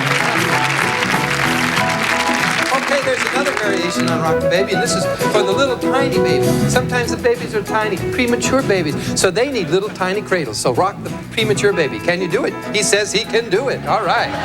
Come on, Yo-Yo Man, he's going to build now a little tiny cradle, very delicate and nice, and for the little tiny baby. There it is, rocking the premature baby. All right, you are the Yo-Yo Man. Got to spin it down and keep it spinning all around. All right. Now you notice the yo-yo, when it's spinning and not moving anywhere, it's called sleeping. Do the sleeper now, Tom. I'll explain. Most yo-yo tricks start from the basic position of the sleeper. Now, jerk your finger and the yo-yo comes right up to the palm of the hand, see? With a tremendous force. That's stored kinetic energy. Kinetic energy makes the world happen, makes the yo-yo happen. Very well done. Now, Tom is going to do a trick. Yo-Yo Man, can you do the Eiffel Tower? He says he can do the Eiffel Tower. Now, this demonstrates the sleeping position of the yo-yo because the Eiffel Tower is constructed of the string only. He will weave an Eiffel Tower just like the one in Paris, France. Now, the yo-yo spinning down there. Is there enough energy to get it back up? Right back up to the palm of the hand. Very well done. He's going to do a variation on the Eiffel Tower, and you say, how can you vary the Eiffel Tower? You can do it, can't you, Yo-Yo Man? It's called the Leaning Tower of Pisa. Here he goes. He's going to get that yo-yo down with a lot of stored kinetic energy, and he's going to build. There he goes. How about that? The Leaning Tower. Hold it, hold it, hold it. Whoa!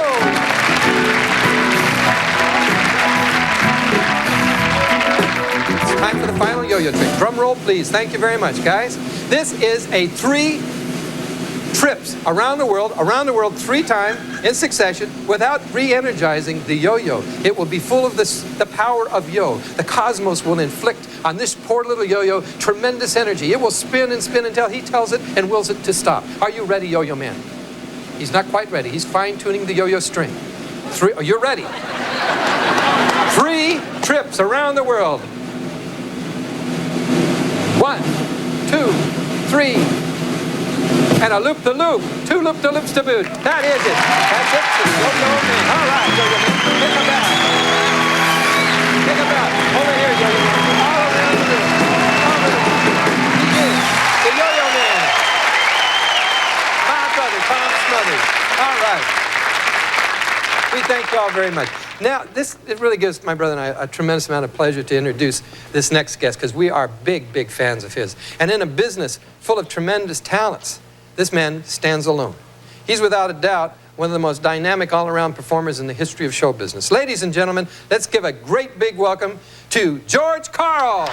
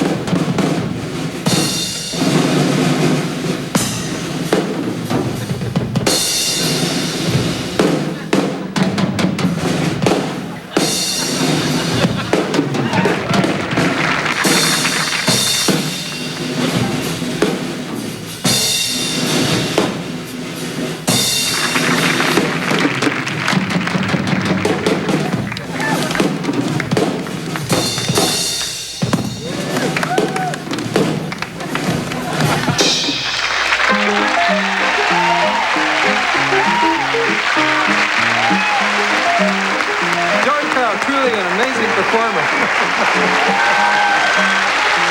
Tonight, I think you'll be surprised to discover another musical dimension of the architect of rock and roll. Here singing a lovely ballad, ladies and gentlemen, Little Richard.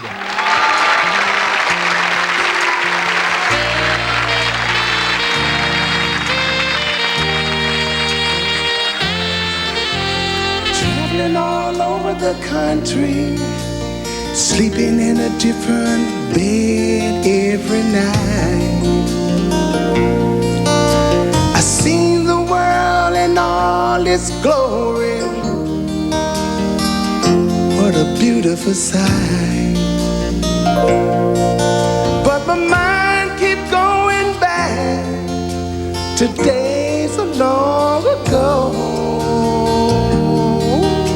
Still see my sweet mama, she cooking on that old wooden stove.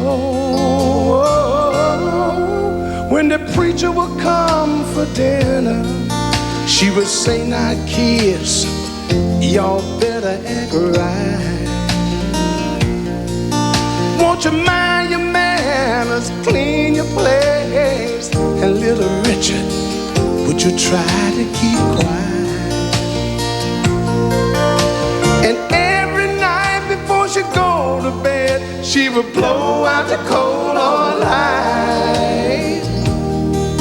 And I hear her say, Lord, to keep him safe all through the night.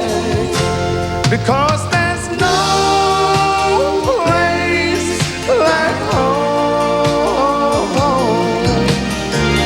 All over this country I have gone. No place like home. With my mama and my daddy gone, I don't have no place to roam. I can say there's no place like home.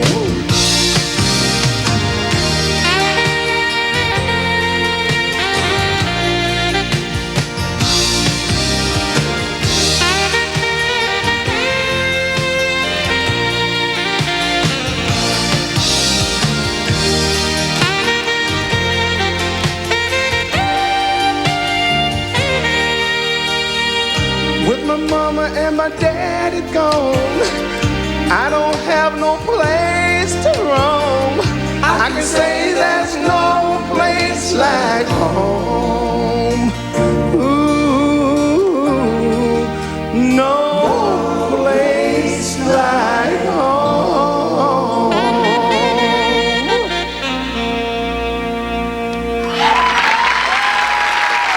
Little Richard. Now welcome, Jim Stafford. The Smothers Brothers are always talking about which one Mom liked best. And of course tonight, Little Richard did a beautiful song about back home and his mom. And I have a song about Mom. And my song is called Mama Knows. And there's a lot of truth in that. Mama does knows. I'll give you an example. When I was about 5 years old, I wanted to try smoking. The folks left the house for a few minutes. I found a cigarette butt in the ashtray. Lit it up, took a big puff, put it right back just like I found it, where nobody could tell. Folks came in a few minutes later. First thing Mama says, well, Jim, how do you like smoking? I couldn't figure out how she knew. Of course, that night when I went into the bathroom to wash up for supper, I happened to look in the mirror and noticed I didn't have no eyebrows. Mama knows. When I was just a boy, my mama told me I should be the nicest boy in town. While all the other fellas was finding out what life is really all about, I was doing my best not to let my mama down. I wanted to get in trouble like the other fellas. I was always afraid of getting caught. 'Cause in my mama's eyes, I was her angel straight from heaven. Mama didn't know it, but this is what I thought. When mama goes blind, I'm gonna make love in the kitchen. When her nose goes bad, I'm gonna smoke them funny smokes. When her ears give out, I'm gonna cuss till I go crazy. I'm gonna run around naked, tell dirty jokes. Woo-ha! And my mama won't know. Mama won't know. Mama won't know what I'm gonna do. I said my mama won't know. My mama won't know. Mama won't know what I'm gonna do. Well, I grew up thinking I was the only prisoner in my home, the only one who dreamed of being free. Then one night I overheard my mama talking to my papa. This is what my sweet mama said about me. A damn kid moves out, we'll make love in the kitchen. When the kid moves out, won't life be a thrill? If we ever get rid of that little hoodlum, we're gonna party all the time. Gonna crawl in the freezer and play a little whip and chill. Don't thank you, Mama. Mama sure knows. Mama sure knows what you're gonna do. Can't fool your mama. Mama sure knows what you're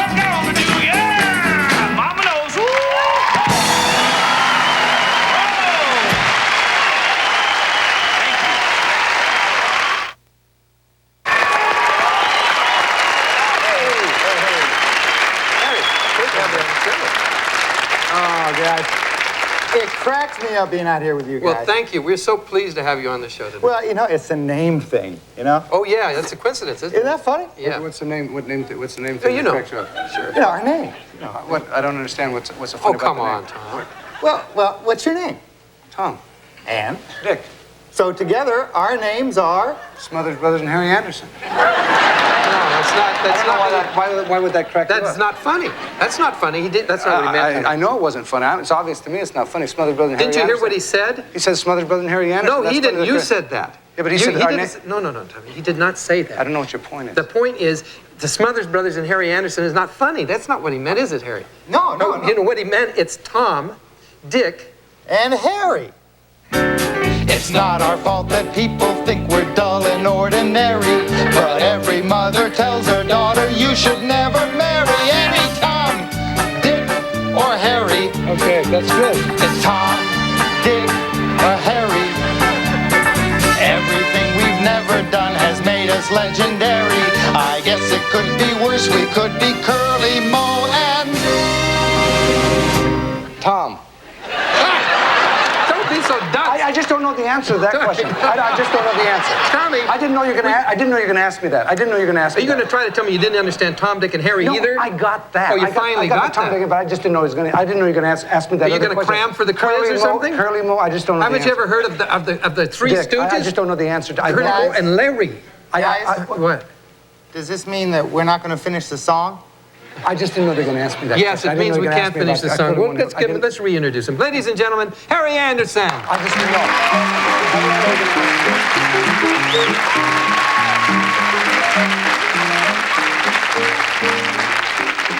I feel like I've just been through an intellectual train wreck. That's okay. It is so exciting to be here tonight that I've decided that I'm going to do a special trick, a trick that I have never tried before an audience, but I think you're going to love it. It's a kind of a mental, kind of mind-reading, kind of boogie kind of thing. I think I need an assistant. I need someone kind of sharp, you know, good and intellect, kind of quick and can take instruction. Can we get the house lights up? See if we can find somebody out here who's really looks real sharp. Willing, eager, maybe the lady. I'd like to have a chance to do it. I'd like to do the trick. I'd like you were looking for. You're looking Yeah, for Tom, someone it's a mind reading trick. So I really need someone with a mind. You know, Thank you very much. I just thought that maybe. See, there's a lady right out there in the fourth row. I think would be. If you don't want me to do it, it's okay. Tom, I don't want you to do it, okay? I don't want you to do the trick. I just thought I could, didn't know the answer to the other question. I just thought it could be part of this one. Okay, get someone else. Okay, Tom, okay.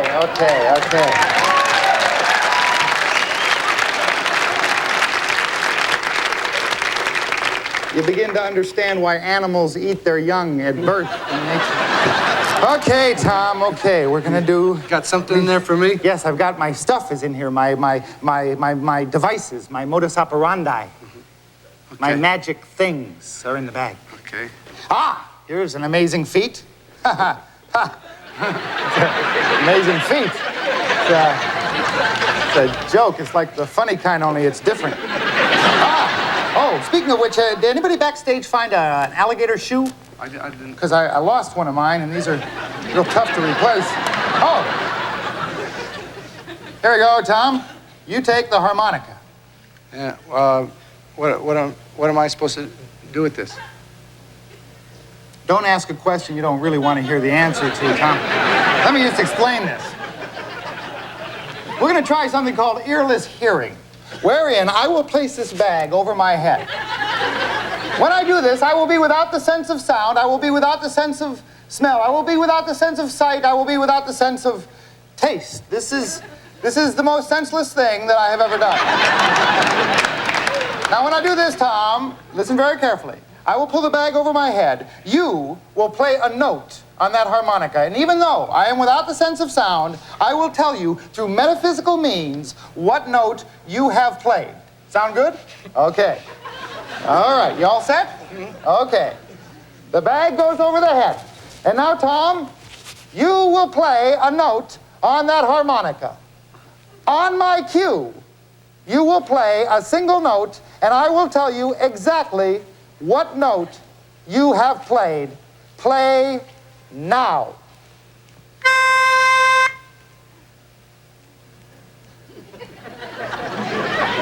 Just play a note, Tom, any note. Go ahead and play a note on the harmonica, and I will tell you what note you have played. I think I know what you're doing, Tom. You're trying to build the suspense here. But the fact is, you've got to now play the note so that I can identify it for the audience. Just play any note.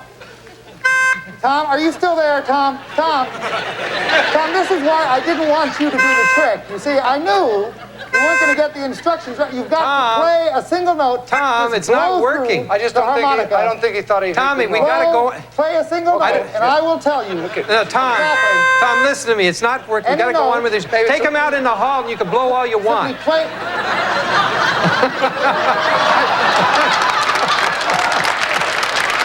Wait a minute, I heard that. Get out of here. That's all right. Ariane is at Tommy's Smothers.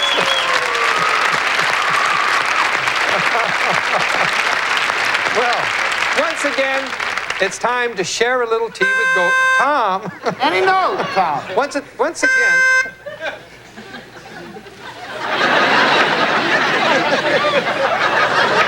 Once again, it's time to share a little tea with Goldie. A program for you, the woman of today. A program designed to keep you above what's happening. Hi, ladies. First, thanks for all your great letters. I really love hearing from you. Do you know, on the subject of sexual dyslexia alone, we had 96 letters requesting more information? Which reminds me, you know, in a couple of weeks, we'll be talking to the author of that provocative new book, The Women Who Hate Men Who Hate Women Who Love Oysters. You know, today I've really got something special I want to share with you. Ladies, a lot of us have tried that Jane Fonda workout, but who's got 90 minutes a day? Not me. I've got kids, a job, leaky plumbing, you name it. If I had 90 minutes a day, I'd call it a vacation. I'd want room service. You know, I figure I've got about 2 minutes a day for me. So I've developed the 2-minute total aerobic workout. Ladies, meet April. She'll be demonstrating the workout. Let's warm up by running in place. And remember, keep breathing and keep smiling. Arm rotations, they're great for that underarm dingle-dangle. Now let's work on those love handles, but not too much. You never know who might want to grab onto them. Now let's stretch those backs. Show that nice flat back, April. There you go. Now reach and over, down. Feel it in your bones. You can do it. Come on, April, all the way. Now, ladies, let's meet our personal challenge and push through. Yeah. Get ready for the burn. Hang in with us, Jane. And burn it, work it, pump it, push it. Work it, pump it, push it. And hold. Keep breathing. Are you smiling, April? Yeah. Now let's shake out those saddlebags. Get ready for the big stretch. Right leg and over. Left leg and over. Come on, ladies. No pain, no gain. And lift. For you advanced swingers, swing, 2, 3, 4. And hold, relax. Now, ladies, let's cool down. Yeah. Just lay back and chill out. Whoa. Thank you, April. Whoa. Woo. What a workout. Don't you feel great? I do. Ladies, I guarantee if you can do this 2 minutes a day, you'll stay fit and trim. You've hung in with me today, and don't forget, look for my tape, the Eat Your Heart Out Jane Fonda video workout. Next week, we'll be making toxic waste baskets, cosmic sausages, and we'll be doing some yoga with His Holiness Tibetan Lama, Rama Lama Ding Dong. Remember, victory through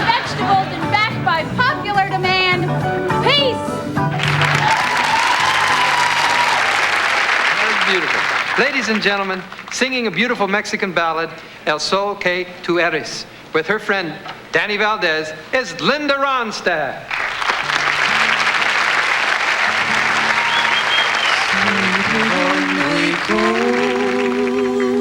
Colorado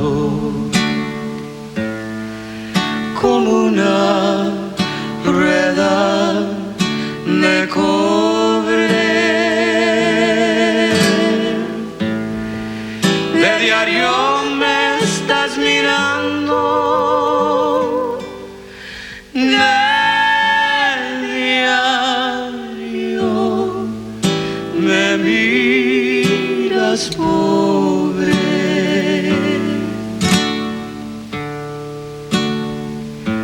Sol que tú eres tan parejo para repartir tu luz. Habías de enseñarle al amor a hacerlo mismo que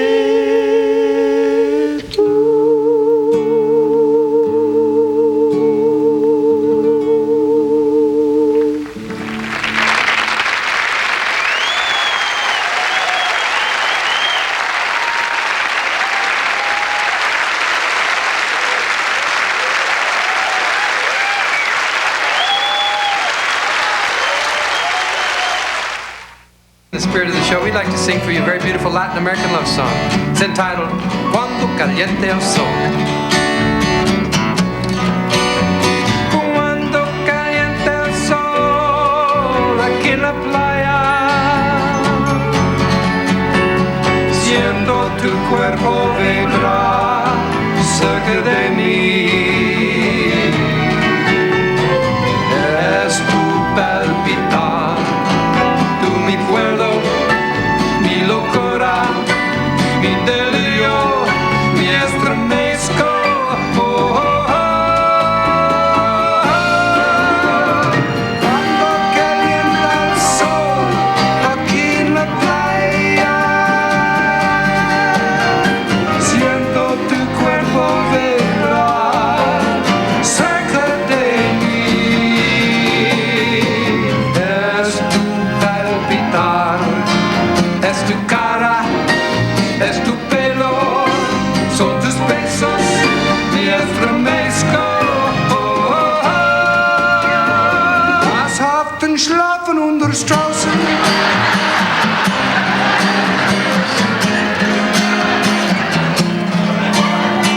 Cuando calienta el sol aquí en la playa,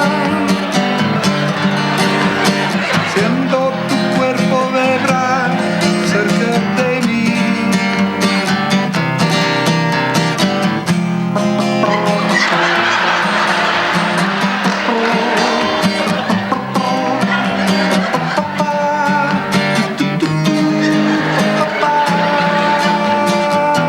Take it, naked bacon.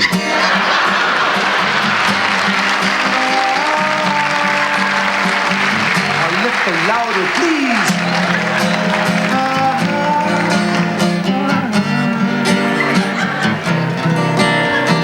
¿Qué pasa?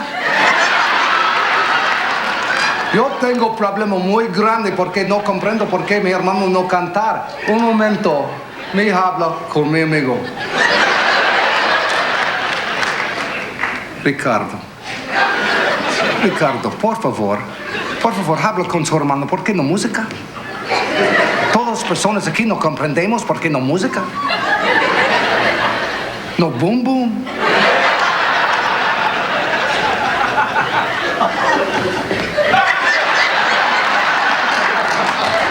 Me llamo Tomás, mi hermano amigo también, el Dicky. El Dicky.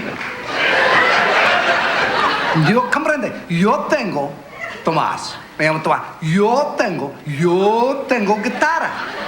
Guitarra tiene música. bueno.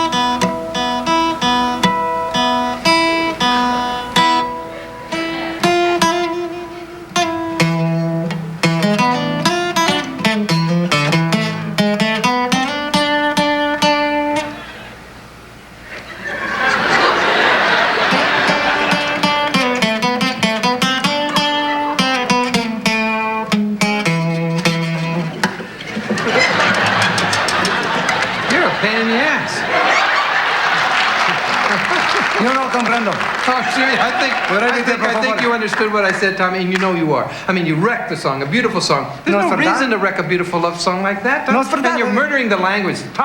Attempting to speak Spanish. You know, if you understand Spanish, you know my brother learned a few phrases, memorized other things by rote. You're el toro, crapo.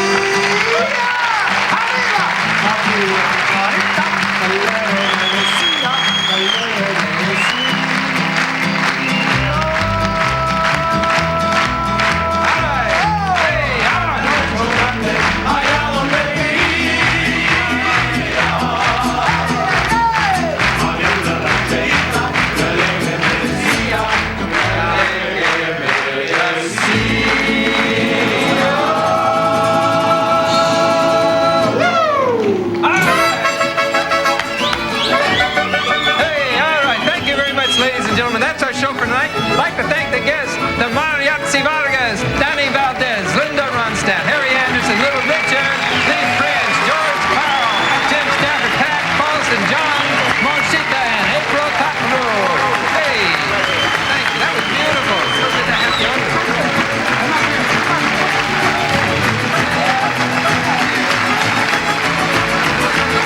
Tonight, a psychotic killer wreaks havoc on an innocent family.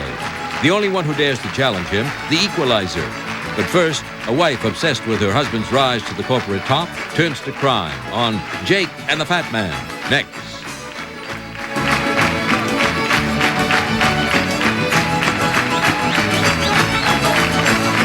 This is Roger Carroll speaking for the Smothers Brothers Comedy Hour. Good night. High Mountain Rangers at 8. 7-7.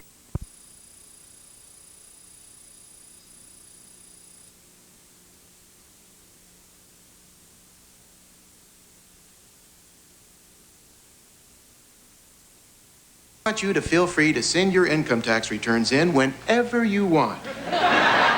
Anytime, April 15th, October 15th, November 15th, next year, doesn't matter. If you feel you're paying too much tax, you need some more deductions, well, make some up. Make them, take them, fake them. After all, if the Defense Department, State Department, CIA, and the government contractors can lie, cheat, and steal, so can you. Be creative. But if you feel compelled to send money in, send it to the Smothers Brothers. They're going to need it. They're being audited.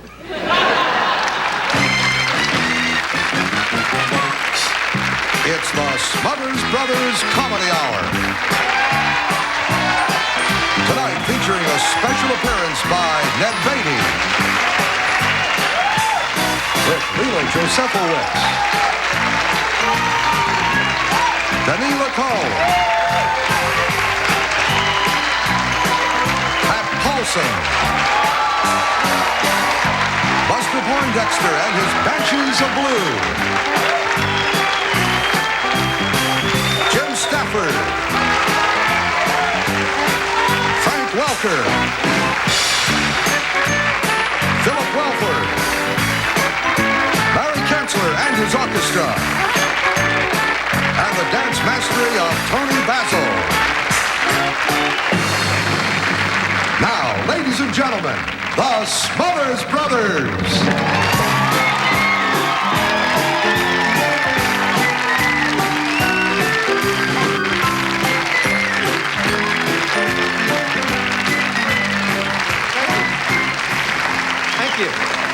Good evening everybody, and welcome to the Smothers Brothers Comedy Hour. Another hour of prime time variety. And I don't know if you've noticed this yet, but there's something different, and it makes me feel very uncomfortable, and I think I ought to discuss it. I don't have my bass tonight. I don't know if you noticed that. I don't have my bass, and my bass is very important to me. And maybe not to you, but to me personally, the bass is very important. Without my bass, I sort of feel incomplete. Now, Tom has his guitar, and I don't have my bass. I want my bass. I need my bass. Where is my bass?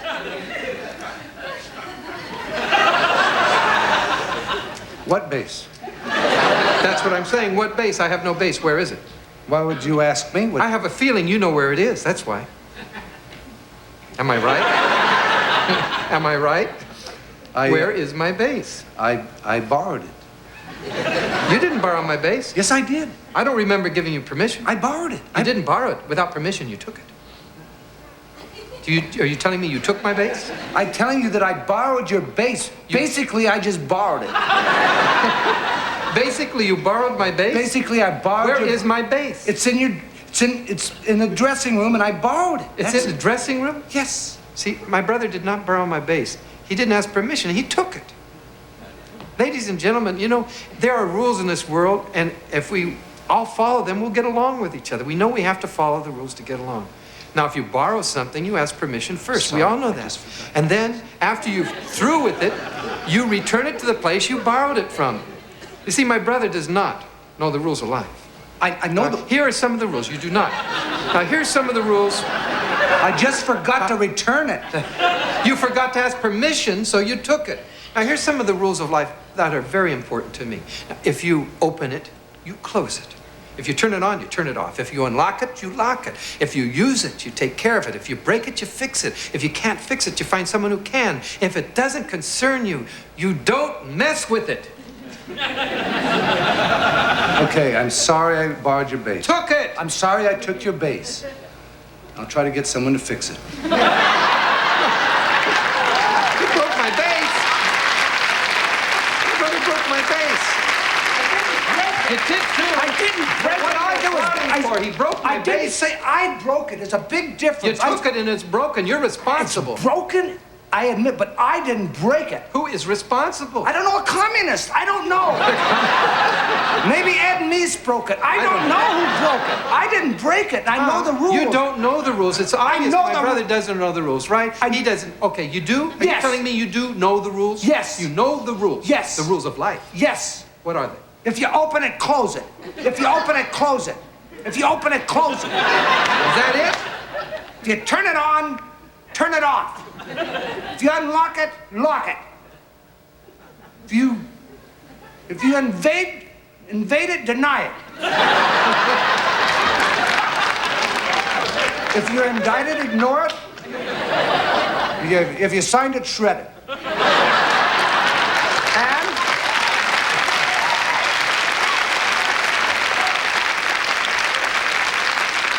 And if it doesn't fit, force it. Is that it? Is that all your rules? That's right. That's all my rules. I have a feeling you didn't even know those rules existed until you just told me them. You made those up. You know something? You ought to, you know what? You ought to relax. You ought to stop trying to just push things. You should relax. Be relaxed like me. Like Lay you? back and have fun. You never have fun. Do you look at me? Look at me. Do you want me? Be like me. What are have you fun. asking me to do? Yes. Do you want me to be who I'm not? Yes, I want you to be who you're not. Okay. I am what I'm not as I am, and this doesn't matter to me. I'm not who I was, and I'll be who I'm not. It still doesn't matter to me. I look in the mirror, and I get back and stare. I stare back and find that there's nobody there. It's all very mad, so why do I care? It just doesn't matter to me. Hi, hum, ho, hum, it just doesn't matter to me. Ho, hum, hi, hum, it just doesn't matter to me. My thoughts get confused when I sit down and stare, so I simply don't think when I pull up a chair. I don't think aloud because I don't dare. Why do people think that I think I should care? The thought that it does would really be rare.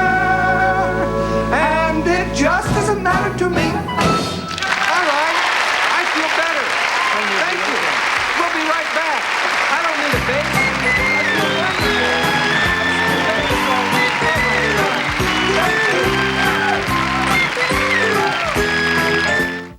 Thank you very much. Thank you, Ken Cragen, for those wonderful words of wisdom. I'm sure everyone will remember those. Now, it's a tight race between the Democratic frontrunners, Jackson and Dukakis, and on the Republican front, it's a tight race between George Bush. Thank you, that's my favorite. Tonight, we're here to honor our presidential candidate, Patrick Layton Paulsen.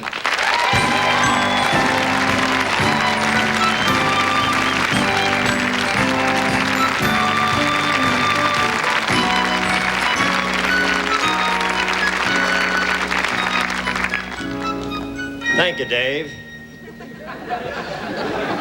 Mr. Chairman, ladies and gentlemen, distinguished guests, members of the press, fellow Americans, my friends, esteemed brethren, citizens, fellow patriots, all television viewers, staff of the Smothers Brothers show, excluding writers, the vast CBS network, President Kim LeMasters. All races and creeds, everyone on this planet within the sound of my voice, bigots, drunks, and perverts. My allotted speaking time has run out. So in conclusion, as I campaign through this wonderful land, kissing hands and shaking babies, people want to know my stance on the issues. The national deficit. Well, we'll just turn it into a government program, then we'll start cutting back, and then we'll eliminate it entirely.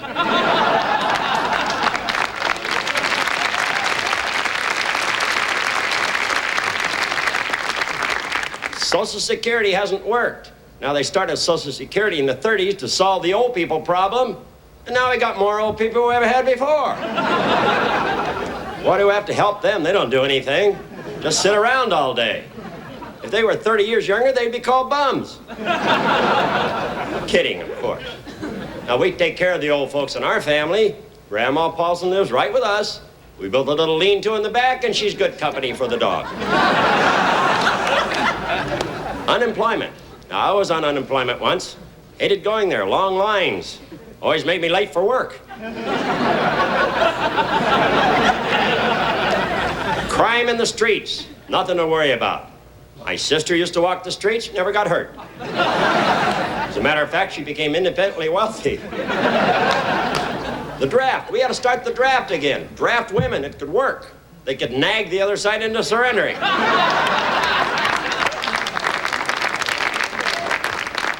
Safe sex. Now, there are many ways to have safe sex. All of them are effective, and none of them are any fun. The surest way to have safe sex is to have no sex at all. Now, married people have been practicing this for years. One way to have safe sex is to imagine you're in bed with Willard Scott and wait till the urge passes.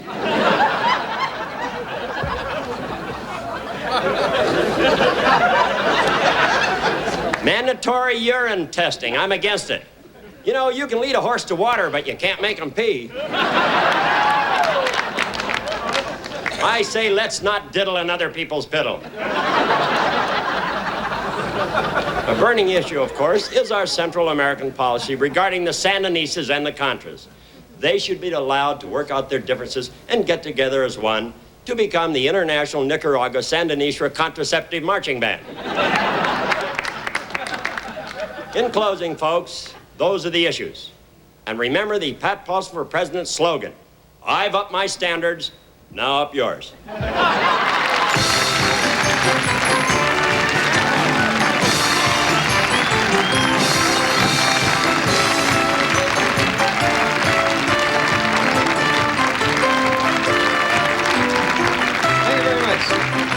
A candidate who truly speaks his mind. Pat, I'm sure that there's someone in America that will thank you for that speech. Well, so much for the speeches. Let's get on with tonight's entertainment. One of the hottest performers in America today, ladies and gentlemen, Buster Poindexter.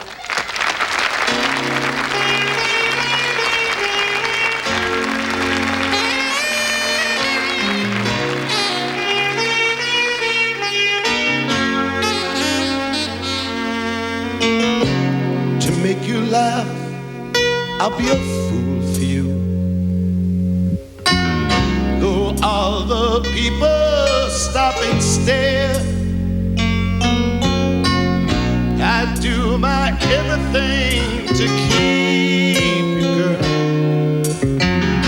It breaks my heart when you're not there. I stage a ballet on a tippy top. A man performance, fingers side. Though I ain't got no tune, my show will fly. I'll find the music in your eyes. Hold me oh my, I'm a fool for you, baby. Hold me oh my, I get crazy, crazy. Hold me oh my, I'm a fool for you, baby. Just let your love light shine on me.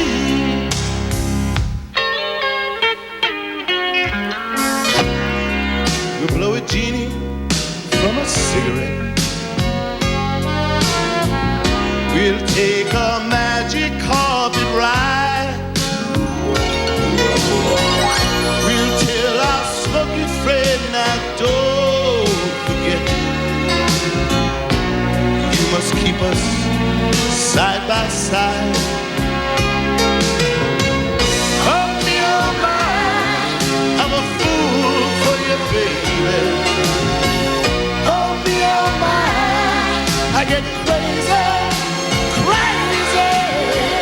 Hold me oh my, I'm a fool for you, baby. Just let your love light shine on me. Listen to me, honey. Hold me oh my, I'm a fool for you, baby. Hold me oh my, I get crazy, I get crazy, crazy. Hold me oh my, I'm a fool for you, baby. Just let your love light shine on me.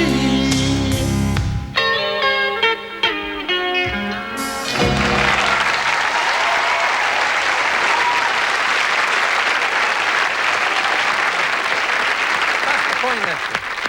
He'll be back later on. Ladies and gentlemen, the classical side of the Yo-Yo Man.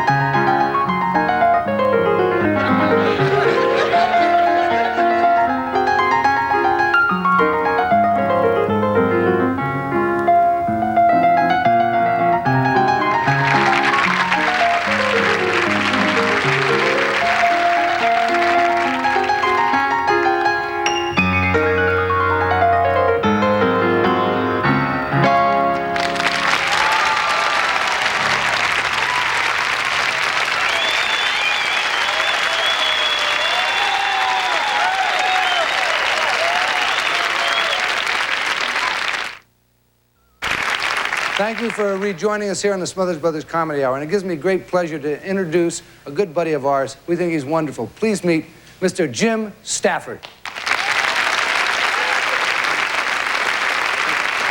you, folks. Thank you very much. I'd like to play an instrumental song for you on the guitar, and I want you to know that I follow the Smothers Brothers rules. And that is, if you don't know it, practice. Practice, practice. That's what I did when I was a kid. All the other boys would be out practicing football, but I practiced the guitar, and I'm glad I did because it paid off. I can kick this guitar 60 yards. Tonight, I'd like to play a song for you on the guitar and tell you a little bit about its history. It has a fascinating history. The guitar was invented in Spain. As a matter of fact, guitar is the Spanish word for guitar. It has gut strings on it. Gut strings were invented out of love and hate, a love for music and a hate for cats. And they used to take a cat and nail it to a guitar and stick a dog on it until they had a set of strings. I don't much like cats myself. I prefer dogs because dogs don't care. If a dog can do it, you can watch. They don't care. You can't say that about cats. You only get to hear cats. Cats are like Baptists, you know, they raise hell, you just can't catch them at it.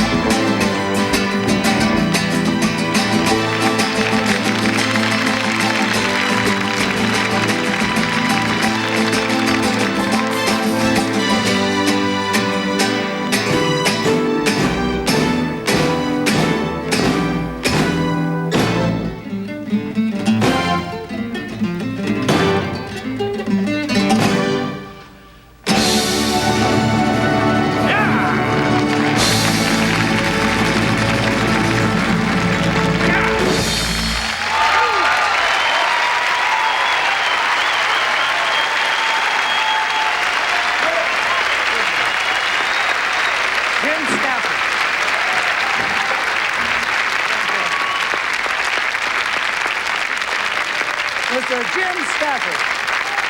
And now,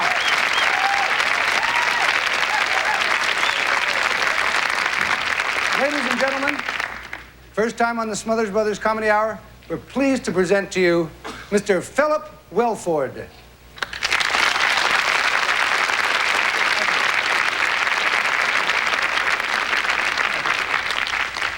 I'd like to start this evening with an impressive unicycle trick.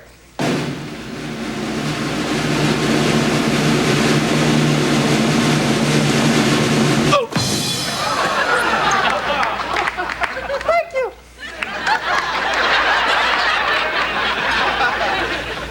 For my next trick,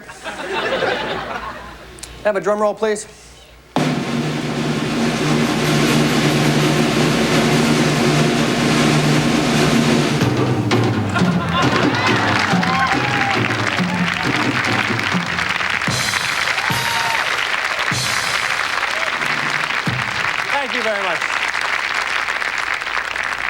No, I'm actually going to ride the unicycle, but in order to do this particular trick, I do need a volunteer.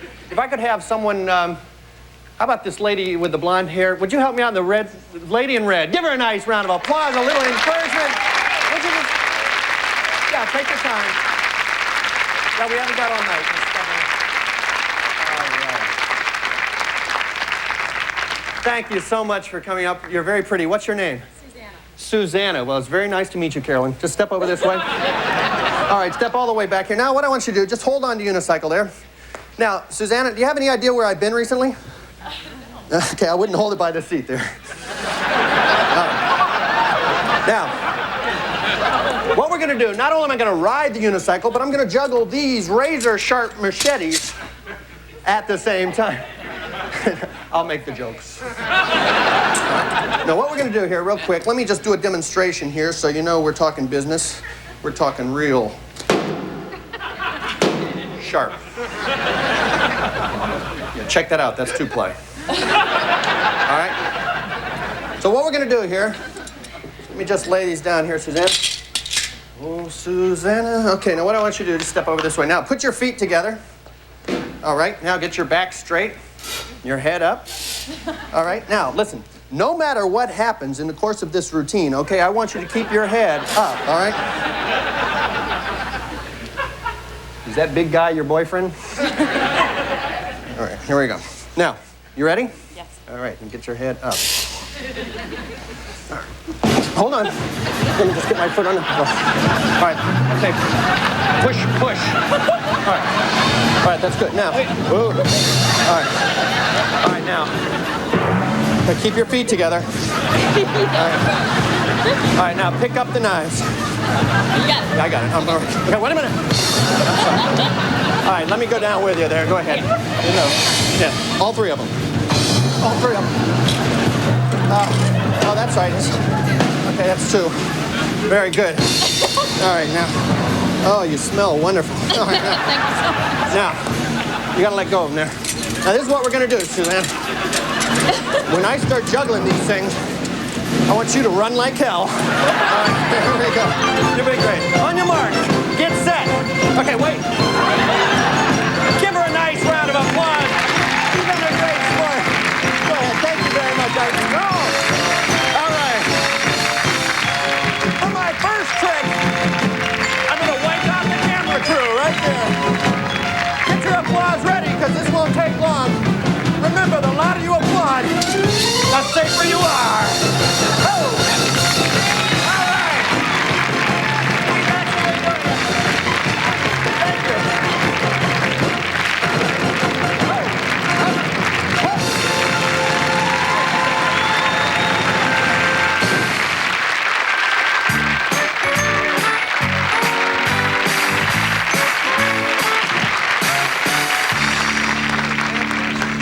Ladies and gentlemen, we like to do a song, The Wandering Minstrel from Gilbert and Sullivan's operetta, The Mikado.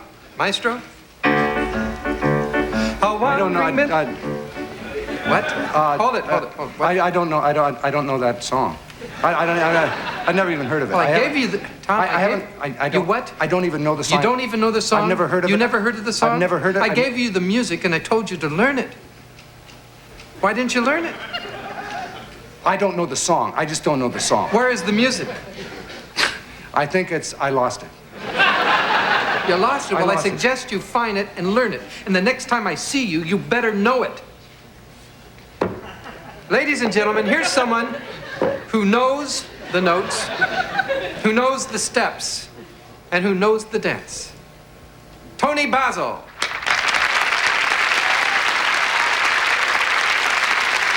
The two dance styles closest to my heart are American street dancing and classical ballet. And tonight, I get to bring them both together in my interpretation of Swan Lake.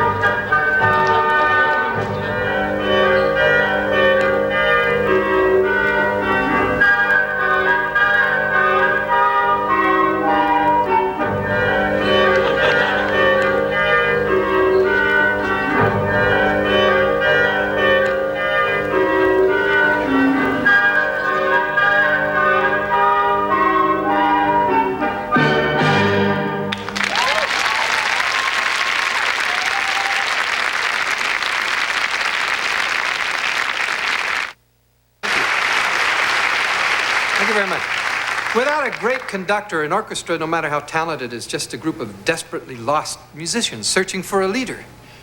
Ladies and gentlemen, from the Cirque du Soleil, conductor extraordinaire, Denis Lacombe.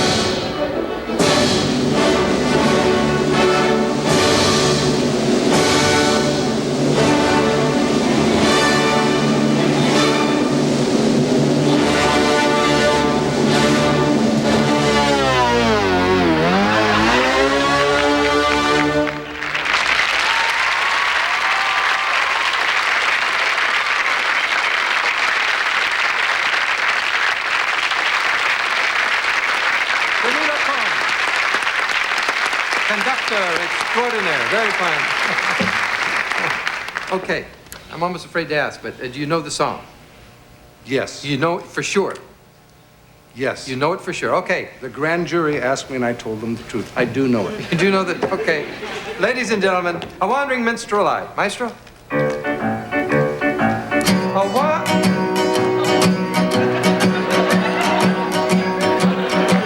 Take it.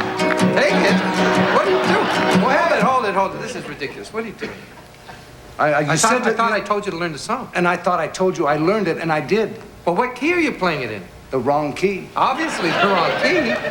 I told you to learn it in D. I sing it in D. You didn't say learn it. You said learn it. Well, my brother said learn it. He didn't say what key to learn it in. He said learn it. Well, I can only sing it in D. And I can only play it in B flat. Well, I don't sing in B flat. I suggest you learn it in D. It should be easy. It stands for dummy. That's not a compliment. Thank you very much.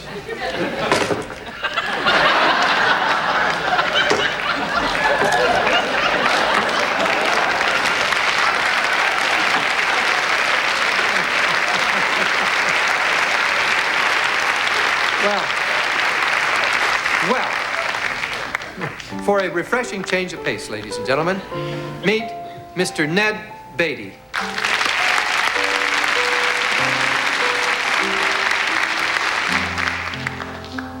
'Twas battered and scarred, and the auctioneer thought it scarcely worth his while to waste much time on the old violin, but held it up with a smile. "What am I bidding, good folks?" he cried. "Who will start bidding for me?" $1. $1. Then 2. Only 2. $2. Who'll make it 3? $3 once, $3 twice, going for 3. But no. From the room far back, a gray-haired man came forward and picked up the bow. Then wiping the dust from the old violin and tightening the loose strings, he played a melody pure and sweet as a caroling angel sings. The music ceased, and the auctioneer, with a voice that was quiet and low, said, "What am I bidding for the old violin?" And he held it up with the bow. $1,000. And who will make it 2? 2,000. And who will make it 3? 3,000 once, 3,000 twice, and going and gone, said he. The people cheered, but some of them cried, "We do not quite understand. What changed its worth?" Swiftly came the reply, "The touch of the master's hand." And many a man with life out of tune and battered and scattered with sin is auctioned cheap to the thoughtless crowd, much like the old violin. A mess of pottage, a glass of wine, a game, and he travels on. He's going once and going twice. He's going and almost gone.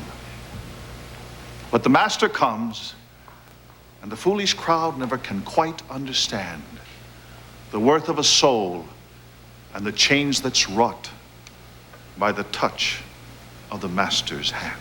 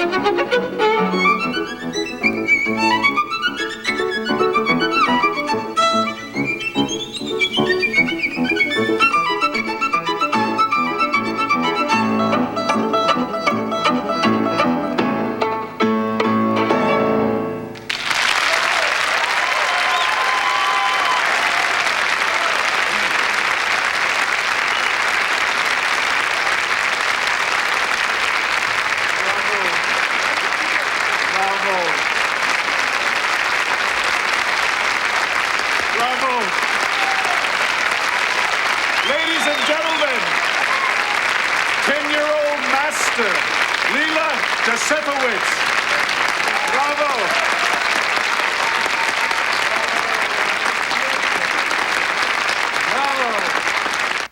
Thank you very much. Thank you very much, ladies and gentlemen. It gives me great pleasure. I know now that I could sing completely through the wonderful A Wandering Minstrel. I'd like to say just this, just before you start, just a moment. What? Just a moment. You're not in this. I would like to mention something to the audience. You're not in this song. I obviously not in this because I feel uncomfortable. I do not have my guitar. I learned the song all the way through from the top. I learned it like you asked me to. No, that's okay. No. I've got this under control. You do? I learned the song, and I do not have my guitar. I do not have my guitar. I want my guitar. I have my bass. I need my guitar. Where's my guitar? Where's my bass? Right. Your bass is there, but where's my guitar? I borrowed it. No. You didn't borrow it. You took it. You don't know the rules. You took it. Oh, I borrowed it. When you ask permission, you get to borrow something. I asked permission. You didn't ask Well, then me. I forgot to ask permission, so then... Where is my guitar? Well, I took it, and it's in the dressing room. Okay. Mm-hmm. I'll get someone to fix it. Music, please. A wandering minstrel, a thing of shreds and patches. You don't understand the ballad songs and See, if you open it, you close it. Unlock it, lock it. If you're indicted, ignore it. If you sign it, shred it. Where's my guitar? Thank you very much, ladies and gentlemen. Thank you. You were wonderful. Thank you. Wasn't that terrific? But see, if you don't know the rules, if you lie about Ladies and gentlemen, steal. A gentleman with the #1 party album in the nation, in the world, Buster Poindexter and the Banshees of Blue. Let's hear it.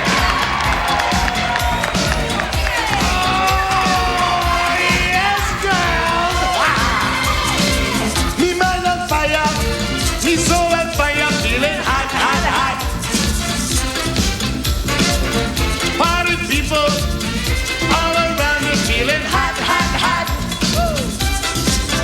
What to do on a night like this? Music sweet, I can't resist. We need a party song. It's fun to get the jam. So we go bum bum bum. Yeah, we bum bum bum bum. I'm feeling hot, hot, hot. Oh Lord, feeling hot, hot, hot.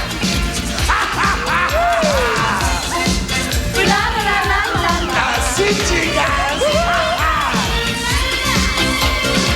See people rocking, hear people chanting, feeling hot, hot, hot. Keep up the spirit. Come on, let's do it. Feeling hot, hot, hot. It's in the air, celebration time. Music sweet, captivate your mind. We have this party song. This fun to make the jam. So we go bum bum bum bum. Yeah, we bum bum bum bum. Oh, oh, oh. I'm feeling hot, hot, hot. Feeling hot, hot, hot. I get rico. Oh, Lord. Ole, ole, ole, ole. Ole, ole, ole, ole. Ole, ole, ole, ole. Ole, ole, ole, ole. People in the party, hot, hot, hot. People in the party, hot, hot, hot. Come to the party, know what they got. Come to the party, know what they got. I'm hot, you're hot, he's hot, she's hot. I'm hot, you're hot, he's hot, she's hot. Real hot, real hot, real hot, real hot. Ha ha! How you feeling? How you feeling? How you feeling? How you feeling? Come on, stop! Come on, stop! Come on, stop! Come on, stop! Come on, stop! Come on, stop! Come on, stop!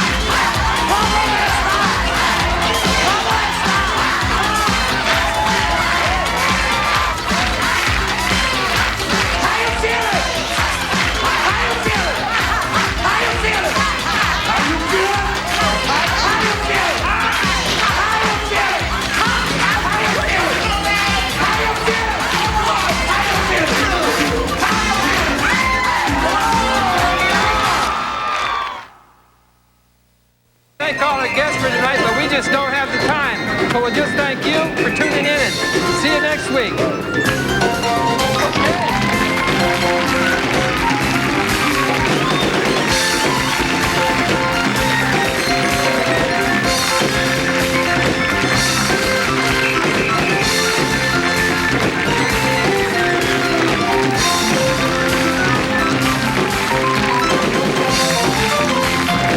Later tonight on The Equalizer, a teenage runaway trapped by pornography drives McCall to the edge with rage. But first, is a blind girl an innocent victim or clever con? Jake and the Fat Man, next.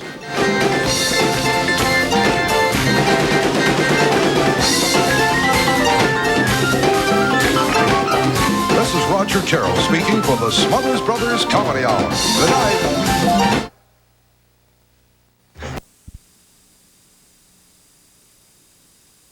Comedy Hour this evening is proof enough for me that you are among the best and brightest of the American people. You demand the truth, and why shouldn't you? Openness, frankness, and candor have always flourished on the Smothers Brothers stage. It is in that spirit that I now say to you what I must. It's time to lay to rest this entire brothers business. They are not brothers.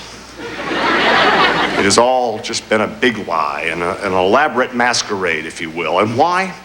Well, quite simply because 30 years ago, people took a pretty dim view of two grown men living together, sharing a common lifestyle, dressing alike, and singing children's songs. That was then.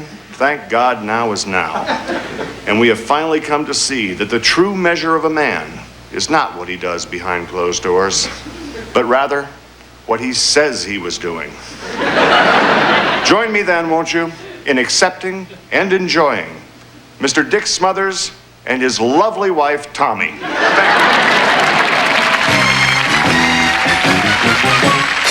It's the Smothers Brothers Comedy Hour with Michael Davis,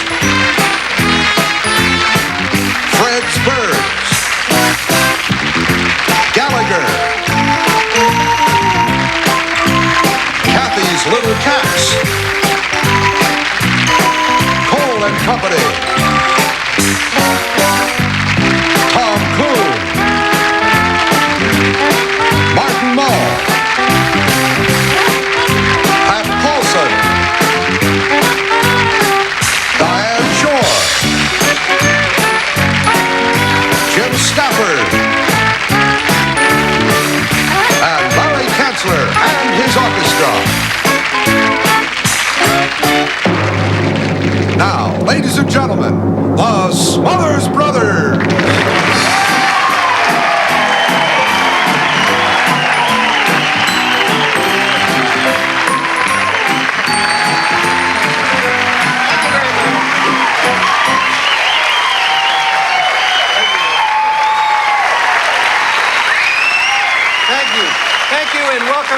Welcome to another night of primetime variety. Music, magic, juggling, comedy. We've got it all. And also something special for you yo-yo fans in the audience. So, now we'd like to begin this evening's entertainment with a song entitled Way Marie.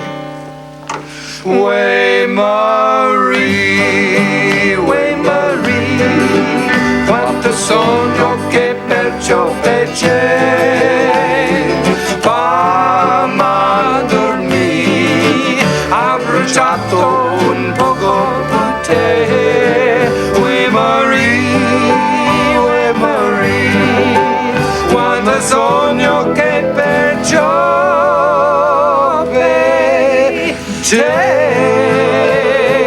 Mamma dormì.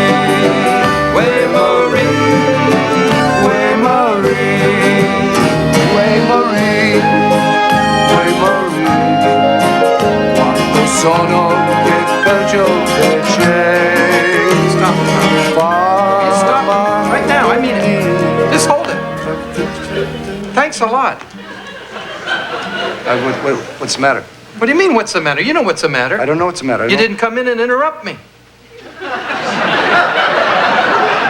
I wasn't supposed to come in and interrupt you. I know you weren't supposed to, but you didn't. What? I said you didn't come in and interrupt me. I wasn't supposed to come in and interrupt you. You always come in and interrupt me when you're not supposed to. You mean you wanted me to come in and interrupt you? No, I did not want you to interrupt me. Well, I didn't. Well, that's the problem. I can't count on you for anything. You didn't.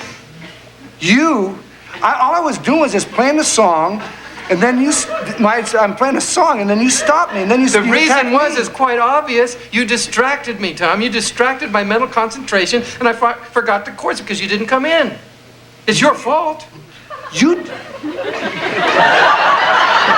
My brother doesn't know you don't know the whole song. But he didn't learn the song, and then you blame me. He blaming me. You don't know the song. I was singing it, and you stopped me because you didn't. Well, I told you I can't even count on you to be stupid when you're supposed to be stupid. What? You can't do anything right. I can't. You can't even be wrong right. Yes, I can. You cannot. Yes, the fact is, you're so stupid you can't even be stupid. I can too be stupid. You cannot. I am so stupid. No, you're not. Yes, I am. Well, I just wanted to hear you say that.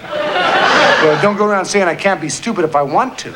I wouldn't dare put words into your mouth. Before we continue with the show, though, I do have a rather unpleasant announcement to make that Fred's Birds will not be appearing on the show tonight. I'm sorry. They're a terrific act, but you see, unbeknownst to myself, my brother booked Kathy's Little Cats on the same show.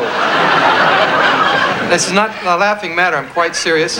And Kathy's Little Cats will not be appearing either tonight because Kathy's Little Cats are no longer little. They're temporarily very fat. They're fat cats. I'm sorry. Well, don't apologize to me. Apologize to Fred. I tried to talk to Fred, but he was... Apologize. You know, do you have any idea how long it took Fred to train those birds? It's not... Tom, you know the mental acuity of birds. You're so closely attuned to them. You should have a great empathy. He taught them to fly and to jump up and down and to fly fast. Not fast enough. Now, that is not funny. Don't laugh at something like this. And you won't even believe this, but it's true. My brother put the birds and the cats in the same dressing room. Now, that is really stupid if you ask me. That's totally inexcusable. I have an excuse, and it's not my... There is no excuse. It's not all my fault. See, Fred's birds were booked in the dressing room 6, and Kathy's cats were booked in dressing room 9. Well, I went down there to put the... Well, that's plain. Put one in 6 and one in 9. When I went down there, the 9, where the cats were, one of the little nails fell off the little 9 just fell down and looked like a 6, so I put Fred's Birds in. I didn't know the cats were in there. Someone did it. It looked like a 9. It was actually a 6 I got because it fell down. Okay, that's the truth? I feel terrible. I know you did. Okay, Tyler, I'm sorry I was so I love birds. I know you love birds. And I'm sorry, and I apologize to Tommy for being so hot. I didn't do it on purpose. I know he didn't, but my brother's a kind, gentle soul. He wouldn't hurt a living thing, and I know that. And he's a gentle person, and that's a very wonderful and unique thing to be today in this dog-eat-dog world that's out there. I had nothing to do with the dogs. I didn't even know there were dogs involved. I have no recollection of any dogs at all. Okay, I was involved in the cat shredding, but it wasn't all my fault. I have no idea about what happened. You just forget it. Now, needless to say, ladies and gentlemen, tonight there will be no animal acts on the show, but we still do have, we think, a very great show for you. So let's meet our first guest. Ladies and gentlemen, Kohl and Company.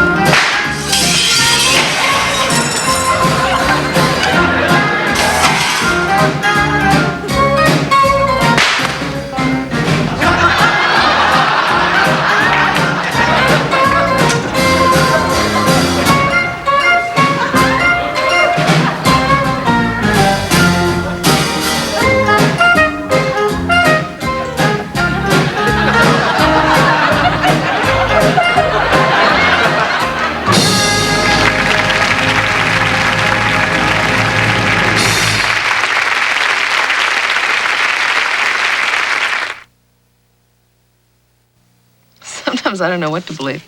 What food's good for you, what's not. But I guess I can believe reports from the National Cancer Institute. They say some studies suggest a high-fiber, low-fat diet may reduce the risk of some kinds of cancer. So I made some changes, like eating Kellogg's All-Bran. Just 1 tablespoon of All-Bran has more fiber than a whole serving of most other cereals. Am I going to change what I eat for breakfast? You better believe it. High fiber Kellogg's All-Bran.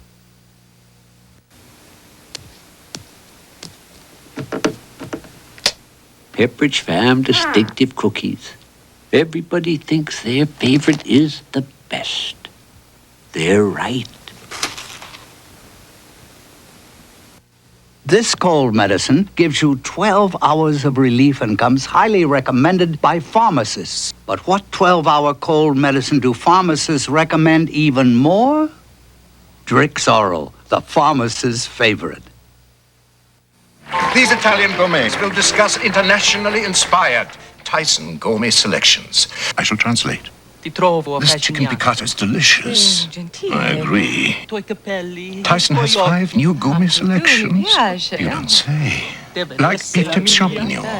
Has Tyson ventured into lasagna? Yes, lasagna classica. It's a world of great tastes. Tyson gourmet selections. Next week, 2 French experts. The reliable Nissan Sentra is loaded with the kind of human engineering people want. And for a limited time, Sentras come equipped with an added feature everybody wants: cash. Right now, you can get from $500 to $700 cash back from Nissan on Sentra 2 doors, 4 doors, hatchbacks, wagons, and sport coupes.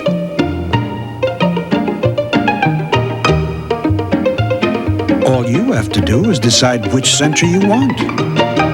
Now playing at South Fork. You got 2 minutes to get off my ranch. JR and Sue Ellen star in You forgot these. Divorce, Dallas Style, and on the same bill, I want you to just stay out of my life. Ray's affair has turned into Ray, honey, it's me. a fatal Dallas attraction, starting Friday at a TV near you.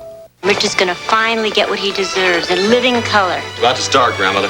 Friday on Falcon Crest. We're about to watch Richard Channing get hung up by his heels. Feel like I'm going to an execution. My, bloodthirsty today. Falcon Crest, Friday on CBS.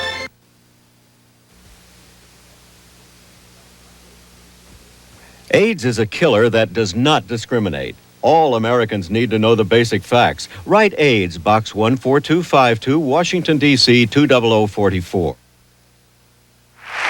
Thank you very much, ladies and gentlemen. I'm glad you're back because I have so much fun introducing this gentleman. Every week he's been on our show, and we're so lucky to have him. He's a major talent and a major star in his own mind. Our good buddy, Mr. Jim Stafford. Come on.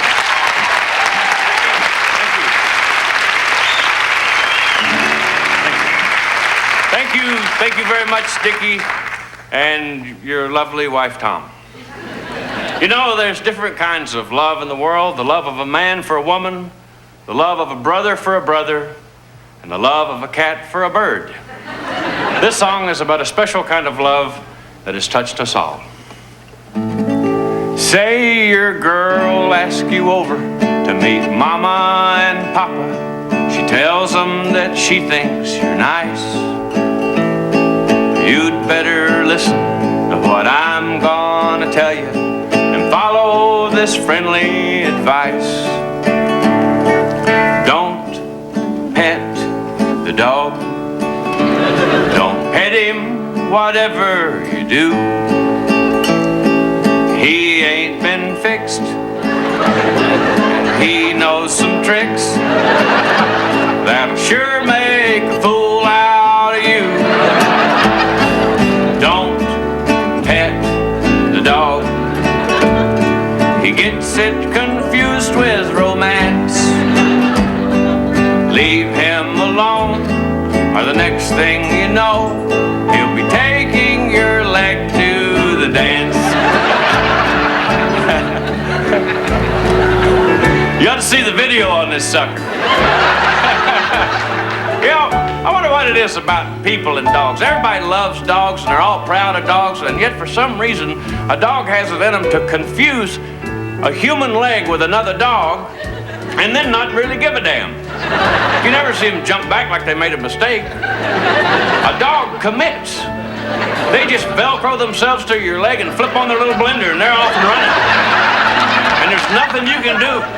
You're helpless. You're absolutely helpless with a dog when they're... Why, if you try to kick them off, they get excited. You know what mystifies me the most about that whole deal? When you're alone with a dog, you can't get one of them to do that. Hey, you know, this song has sing-along written all over it. Would you join me and sing this song? If you don't know the words, don't worry about it. I'm going to tell you the words as we go along. Let's try it. Oh, don't pet the dog. Don't pet the dog. Don't pet him whatever you do. Don't pet him whatever you do. He ain't been fixed. He ain't been fixed. He knows some tricks. He knows some tricks that'll sure make a fool out of you. Let's all sing. Here we go. Oh, don't pet the dog. Don't pet the dog. He gets it confused with romance. He gets it confused with romance. Yeah, that's it. Leave him alone. Leave him like that. Leave him alone. Or the next thing you know, he'll be taking your leg to the dance.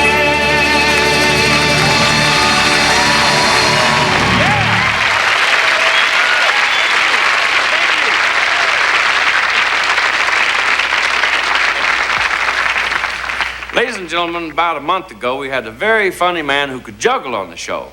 Everybody liked what he did, so we asked if he'd come back and do some more. And he said, sure, if we'd do him one favor. If we would say his name 3 times. Michael Davis, Michael Davis. Ladies and gentlemen, Michael Davis.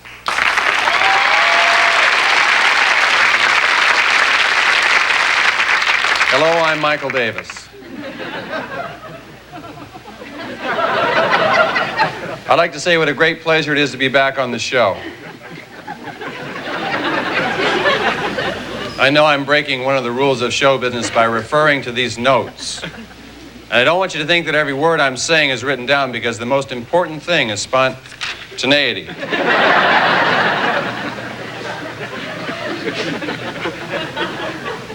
Another rule number 2, is very important, and I learned that from the Smothers Brothers, and that is to be topical.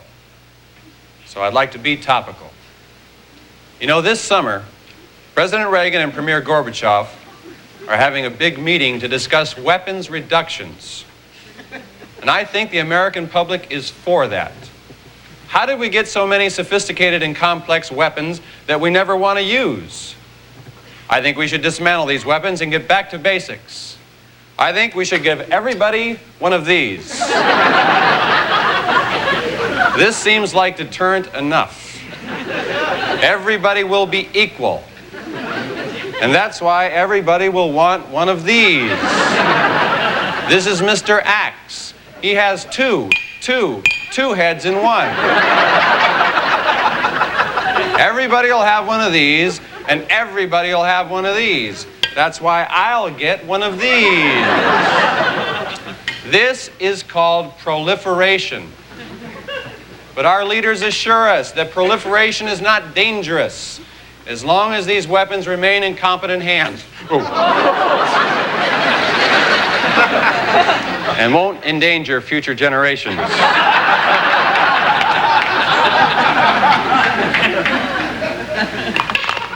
We must remember that these weapons can be dangerous to all forms of life on this planet. Razor sharp.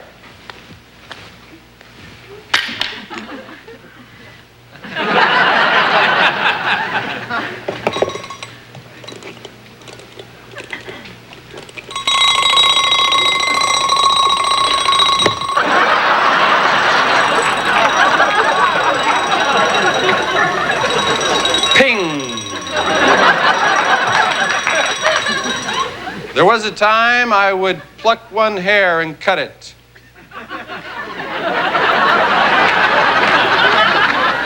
But I did this too many times. Don't laugh.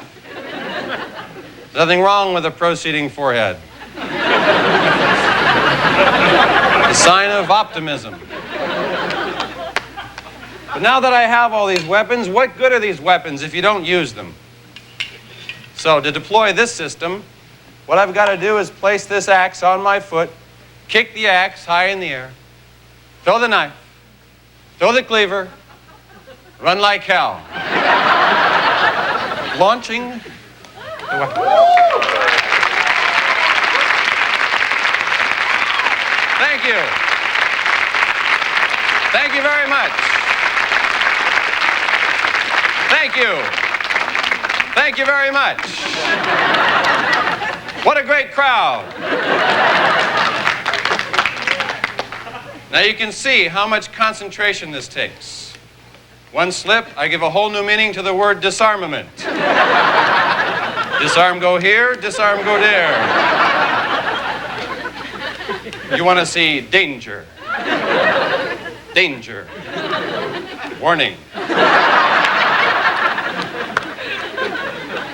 You know, there's something I wish I'd given more thought to before I started this weapons buildup. Stopping. Because once you do this, there's not a whole lot else you can do. If I was really good at this, I could do this and even look away.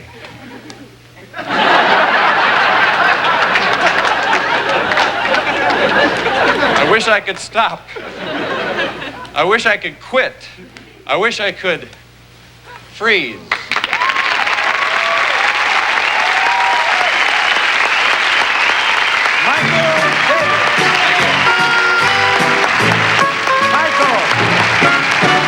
Michael. You know, it takes more than a great voice to be a great singer. It takes heart, soul, and honest emotion. Please welcome to the Smothers Brothers Show, two-time Grammy Award winner, Diane Schuur.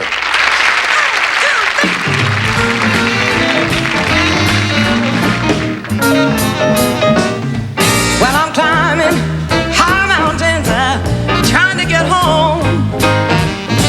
Yes, I'm climbing higher mountains, trying to get home. Yes, I'm climbing higher mountains, Lord, I'm climbing every day. Yes, I'm climbing high mountains, trying to get home. Oh, the road's been a little rocky on my way home to meet my Jesus. The road's been a little rocky on the way home. Yes, the road's been a little rocky on my way out up the mountain.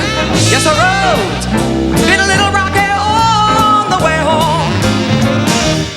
I'm going up the rough side of the mountain, trying to get home. I'm going up the rough side of the mountain, trying to get home. I'm going up the rough side of the mountain on my way. I'm going up, up, up, up. I can feel it, yeah. One step at a time. Feel the spirit, oh, feel the spirit, oh. I'm going up, up, up, up, yes, I'm climbing, climbing, I'm climbing, climbing. Can you see that I'm climbing? Hallelujah, hallelujah. I'm climbing, climbing, climbing. I'm climbing higher mountains, trying to get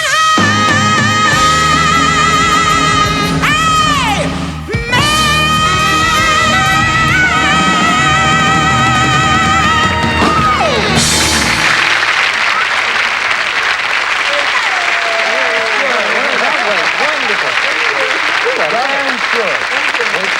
And we'll be right back. Don't go away. There's more.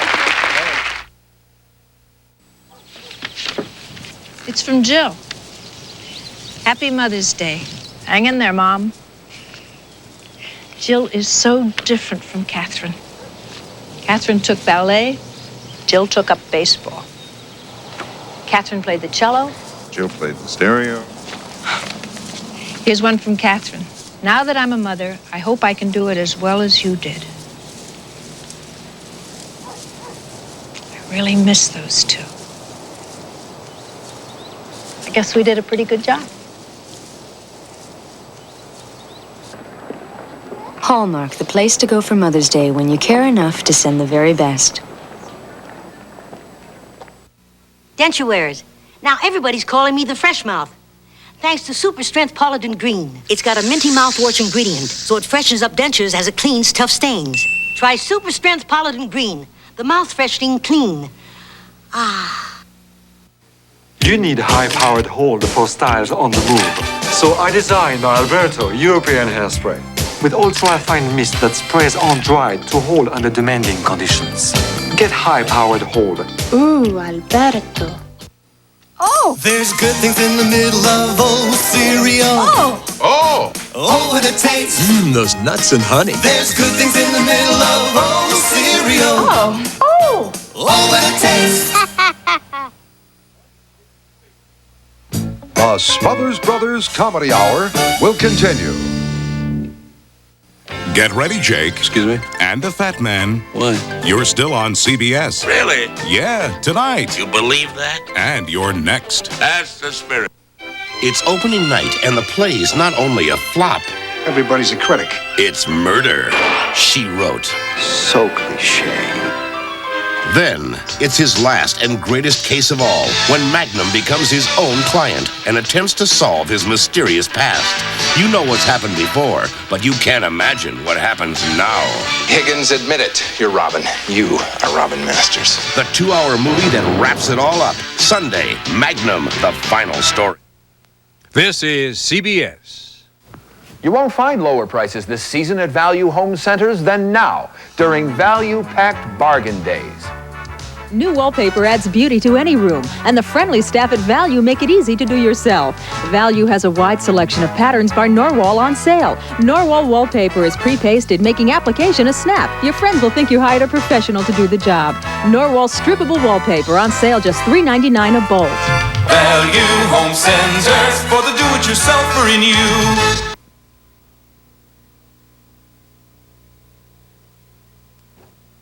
Schmitz has been getting a lot of complaints lately. Yes, other dealers are unhappy about our commercials. Why would anyone be unhappy about the truth? Yeah, why? Schmitz Garage. Schmitz Garage. 5255 Genesee. 5255 Genesee. Where the truth sells more cars. Tomorrow's rotten, but then it gets better. Details and updates.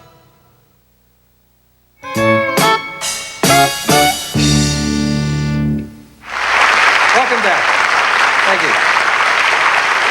Thank you, ladies and gentlemen. You know, the mettle of a man meets its greatest test when that man is called upon to run for public office. For over 20 years, the mettle of our next guest has been tested to the limit. Welcome. You know, I feel really bad about the birds, but never. Tommy, this is the time. Come on. Welcome our own presidential candidate, Patrick Layton Paulsen. Take it away.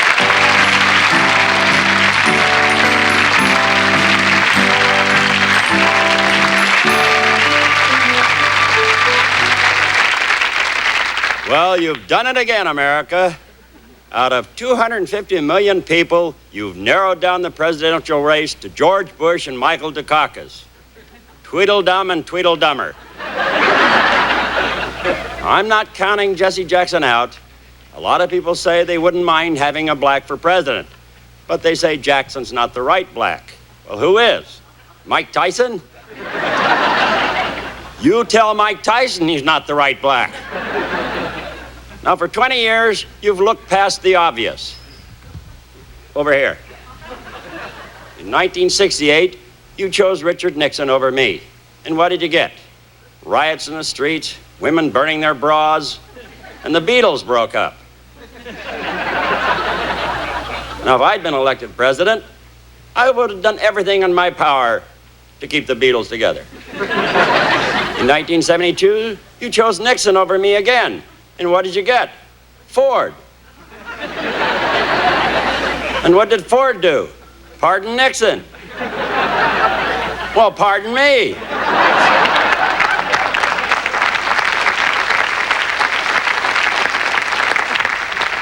In 1976, you chose Jimmy Carter over me. And what did you get? The energy crisis. Now, if I'd been elected president, there would not have been an energy crisis. Why? Well, I'm not going to tell you because you didn't vote for me. In 1980 and 1984, you made me the choice. Well, you made Ronald Reagan the choice over me, actually. And what did you get? A 50% increase in criminal activity. And that was just in his cabinet. God knows what's in his closet. If I were president, I would have called the cops. That brings us to 1988. It's your last chance, America. What this country needs is a simple man. Someone who acts like a president. Someone who talks like a president. Someone who looks like a president. Now, you can fool some of the people all of the time, and you can fool all of the people some of the time. But if you could just fool one little person one little time, what a wonderful world this would be. Thank you.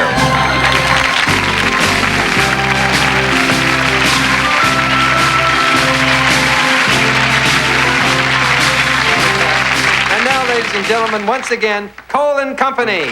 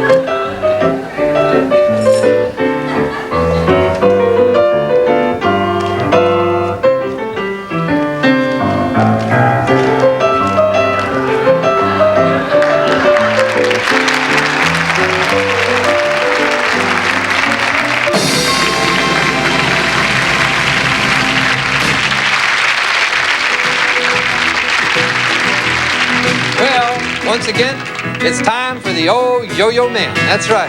The Yo-Yo Man is here tonight. There he is. All right. You hear that? That kind of reaction could put you in a state of yo. Are you in a state of yo? He is. You see that? He said, yes, I am. Move over there, Yo-Yo Man, and get in that group. Now, we've been getting a lot of letters from viewers about those old yo-yo contests they used to hold. Well, since the 1920s, millions and millions of kids have participated in yo-yo contests all over America. And tonight, we have a special treat for you. The gentleman who helped my brother achieve the state of yo. Isn't that right? He says, yes, I'm right. He is also the man who designed and perfected the world's finest yo-yo. And tonight he's going to demonstrate the 8 basic tricks you perform in all the yo-yo contests. Ladies and gentlemen, please welcome Dr. Tom Kuhn, Dr. Yo.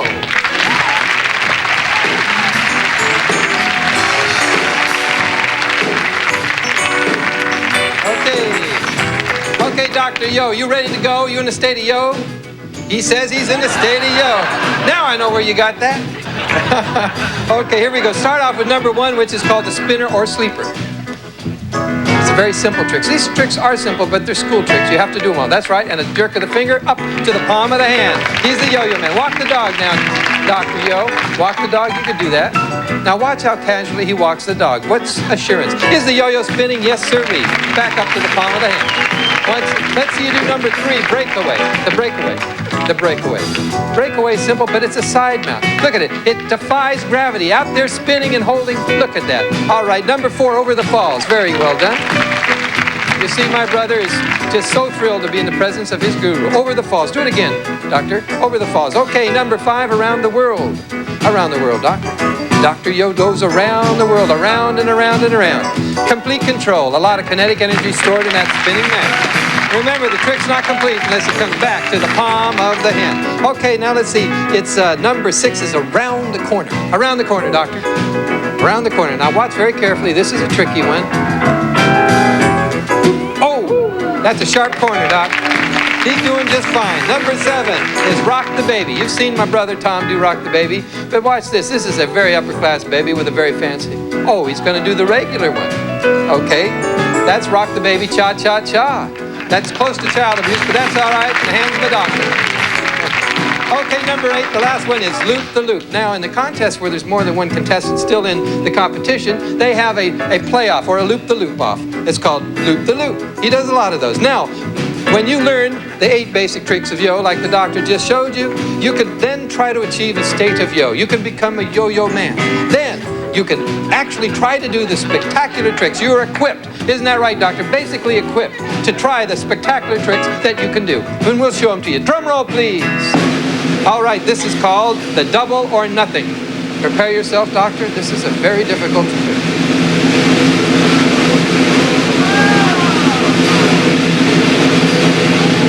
All right.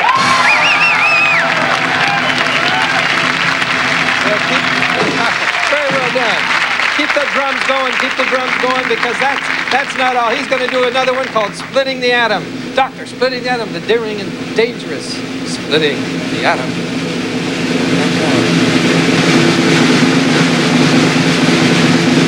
He did it. Clean. Excellent.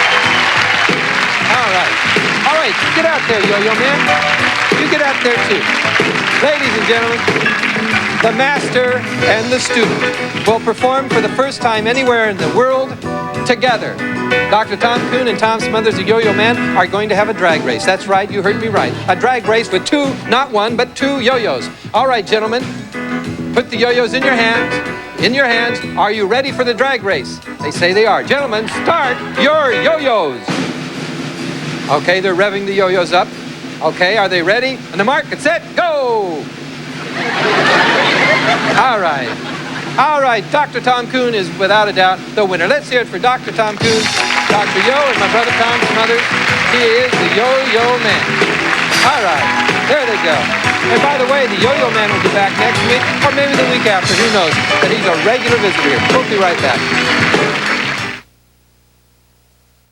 The shredded wheat nutrition in Kellogg's Mini Wheats helps me win the race. But the kid in me thinks the tasty side takes first place. The data shows the shredded wheat is very good for me. But the kid in me finds the frosted side a delicious discovery. Kellogg's Frosted Mini Wheats. Shredded wheat nutrition you want as a grown-up. Delicious frosting the kid in you just won't give up. The nutrition in Kellogg's Mini Wheats deserves a spotlight. But the kid in me thinks the delicious frosting is really out of sight. Come on in to the freshness of sunshine. Sunrinse Fresh, new from Downy. Come on in to Sunrinse Fresh. A light downy feeling, fresh and sunny downy feeling. Now a light new freshness rinsed all through, like hanging your wash in the sunshine. New Sunrinse Downy with the fluffiest softness. Come on in, it's Sunrinse Fresh. Downy feeling, sunny feeling. Downy, April Fresh, and light new Sunrinse Fresh too. Come on in to the sunshine. Clear Eyes has more for your eyes. Clear Eyes not only removes redness fast, its extra ingredient moisturizes to leave eyes refreshed, relieved, and sparkling clear. Clear Eyes removes redness and moisturizes too. If you're a woman who's used Correctol, there's something you should try. Today's Correctol. Oh, it's still as gentle as it always was, but now it's even more effective. Today's Correctol still works gently overnight, but now even more effective. Days going by too fast to hold them. I say that I care. It's time that I showed him. Hold this moment, make it last. Before the present becomes the past, make time stand still. In a world where time waits for no one, you can stop it and hold it with the Polaroid Spectra system. Make time stand still. Thank you. We're glad to be back. And I really have a lot of pleasure in introducing this next guest. He's a gentleman we worked with throughout the years many, many times. He's one of the most talented gentlemen in Hollywood. Not only is a singer, a dancer, a comedian, a writer, a poet, he's just a great all-around guy. Ladies and gentlemen, Mr. Martin Mull.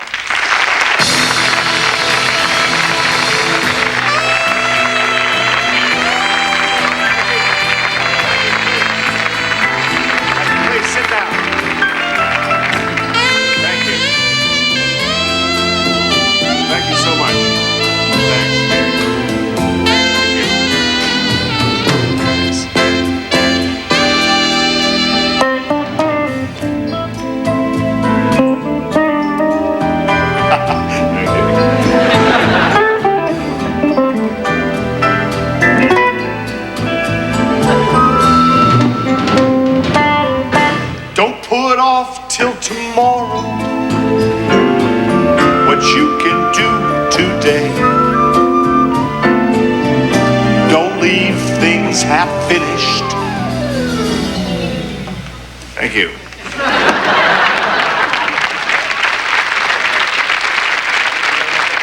you very much. That's all I've really done on that. I should probably finish it up. You seem to like it. You know, this is the first time in 8 years that I have worked with Tommy and Dickie, and even though I was a huge hit on the show back then, I'm a little hesitant to just come out here and repeat the same darn material I did 8 years ago. That kind of thing obviously works for Tom and Dick, bless their hearts, but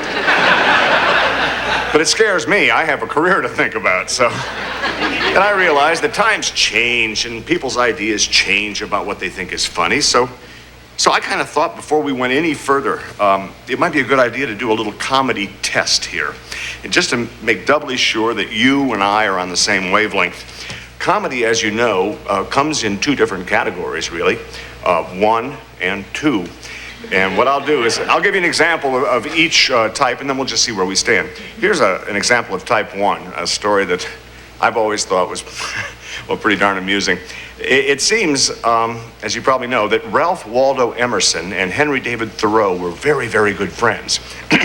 And it came to pass, as you know, that at one point Thoreau was jailed for his acts of civil disobedience. Okay, that's not the joke. It's just true. Well, anyway, okay, so Thoreau is in the Slammer in the Gray Bar Hotel, okay? And of course, Emerson, his best friend, he hears about this, and so he rushes down to the jail to see his best friend, who wouldn't. And Thoreau doesn't know he's coming or anything, or maybe he did. I don't know. It's really not important to the story, but let's say he didn't. Okay, again, forget it. That whole part doesn't matter. So, all right, Thoreau is in his cell. Okay, and so in walks Emerson. Emerson takes one look at his friend, and he just can't believe his eyes. And he says, Henry, what are you doing in there? Okay, right? Oh, dear. And Thoreau, hears this, and he looks right back at him with this really straight face, and he says, "Well, Ralph, what are you doing out there?" Okay, that's type 1. Here's an example of type 2. These two fat black Mexican lesbians walk into a paid toilet. One of them's just eating a can of baked beans. Fine, I think we now understand each other pretty well. Pretty good idea who you are. You're the kind of folks who obviously, you're the kind that would actually enjoy the magic of Kohl and Company. So, ladies and gentlemen, as Kohl and Company prepare for their final illusion, I want to take this opportunity to mention that none of their magic uses trick photography. At any time, what you see is actually happening. Now, Kohl and Company present their classic of classics, Sawing a Woman in Half.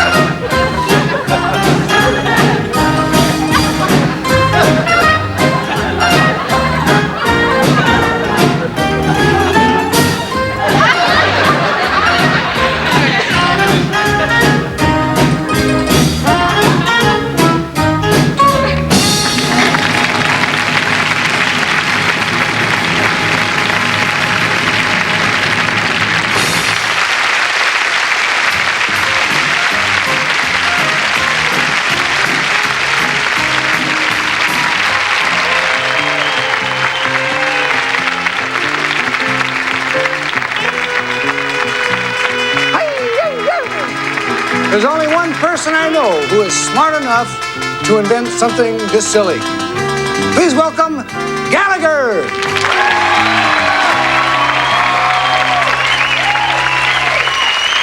Well, thank you, Tommy. Thank you, Gallagher. You know, smart, silly, it's all part of being an American. Being inventive, like this Rolodex watch that I've invented here. Fantastic! You see, America, we build a better mousetrap. Now, let me show them a better mousetrap here. Now, here's your better mousetrap. It's a set of stairs, a razor blade, and a piece of cheese. Now, stick with me on this. The mouse goes up the steps, smells the cheese, hangs his head over, and slices his throat. You're right, it's too cruel. It wouldn't pass strict government safety standards. OSHA would make me put in a handrail.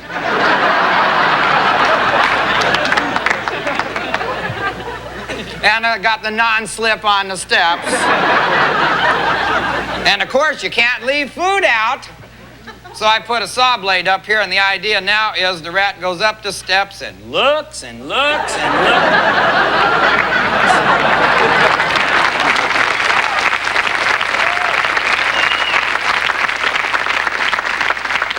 I know what you men are saying. We don't want a dead rat. We want a woman. Well, I got ways of scooping them up too, boys.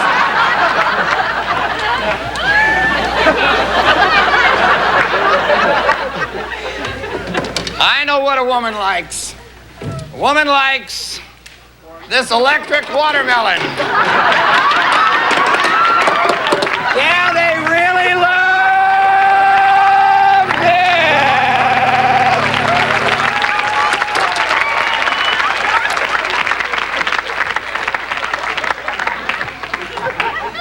I know what a man likes too. When he's driving along, he doesn't have his seatbelt on, the cop goes by, you quick, hang this on.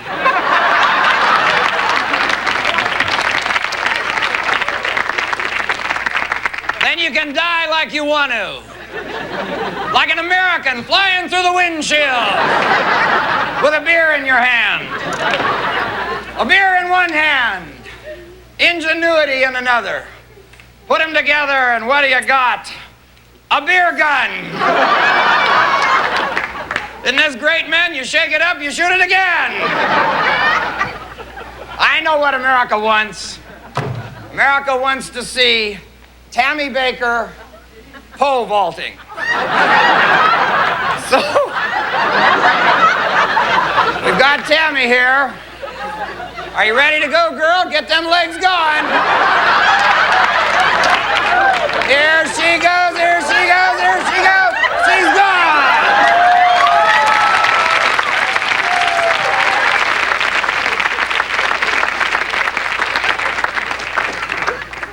Apple computer.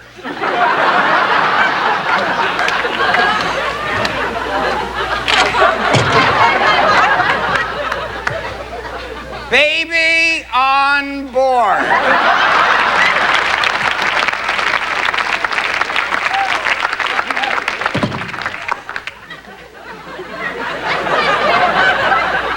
This is not crap.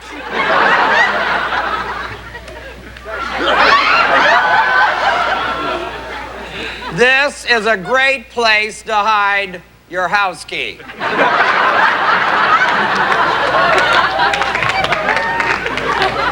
See, anybody looks underneath your doormat, who's going to look under your...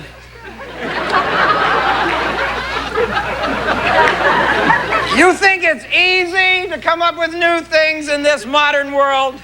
You think it's easy to be an American, to get into things, to get into things a new way, a way no one has done it before? It's not easy.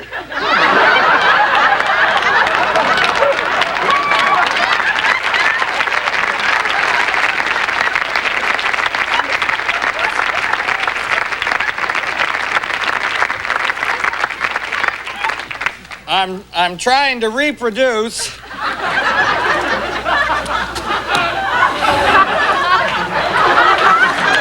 Thank you.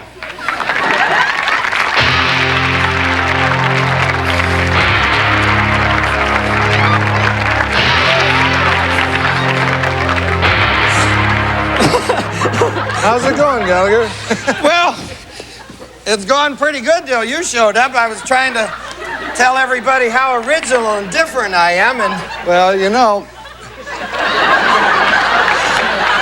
I feel bad about the birds. That's what I feel bad about. Well, you know, Tom, the dinosaurs are extinct now, too. I don't know anything about the dinosaurs. I don't even know what dressing room they're in. I really have no idea where they are. You know what the point is that,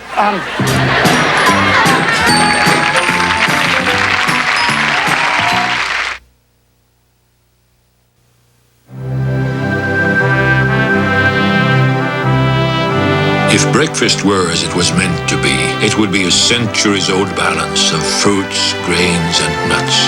The breakfast Europeans call muesli. Now muesli comes to America as Kellogg's Mueslix. Oats, wheat, rice, corn, barley, raisins, dates, and hazelnuts. Kellogg's Mueslix. 5 grain or bran. What breakfast was meant to be. This is it. Your day in the sun. You've got experience, talent. You know that being hungry isn't enough. You gotta have equipment you can depend on. The the charcoal that brings power and consistency to your game.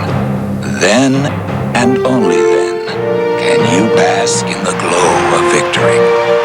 Kingsford charcoal, what the pros use. It tickles you so big, I tell you, it's... Ooh. I think it's gonna tickle you so big, you're just gonna... My, what people are saying about Reuniti Blush. The taste that tickles you pink. Have you ever seen homemade taste? With Prego, you see the basil. With Ragu. I can't see it. With Prego, you see the oregano. With Ragu. I can't see it. So why buy Ragu? I can't see it. Prego, homemade taste. You can see it. Thursdays. It's shocking, provocative, eye-opening. A bold and in-depth look behind today's headlines. 48 hours.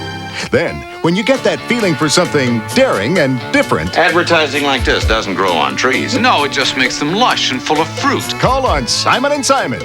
And when desire, ambition, and betrayal mix... People get crazy. On Knots Landing. Thursdays prime time on CBS. Thank you all very much. Thank you. We'd like to sing for you a song that was a great big hit in the early 50s, sung by the Ames Brothers, and it's entitled No Moon at All. By the Smothers Brothers. By the Smothers Brothers.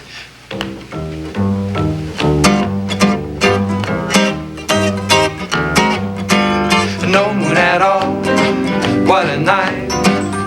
Even lightning bugs have dimmed their light. Stars have disappeared from sight and there's no moon at all. Don't make a sound, it's so dark. Even Fido is afraid to bark. What a perfect place to park and there's no moon at all.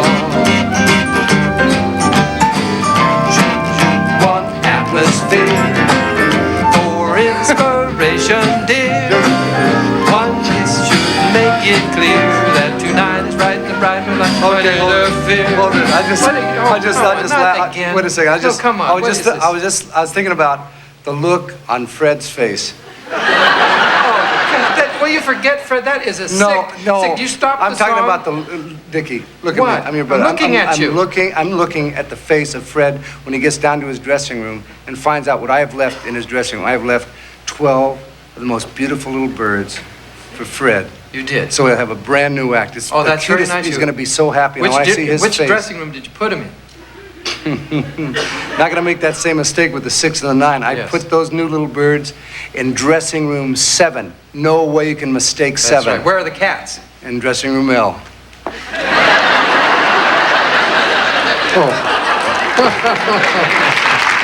Well, that's it for our show tonight, ladies and gentlemen. And we'd like to thank our guests, Michael Davis, Gallagher, Poulsen Company, Tom Kuhn, Martin Mull, Pat Paulsen, Diane Schuur, Jim Stafford, and Tom and I. We thank you all. See you next week.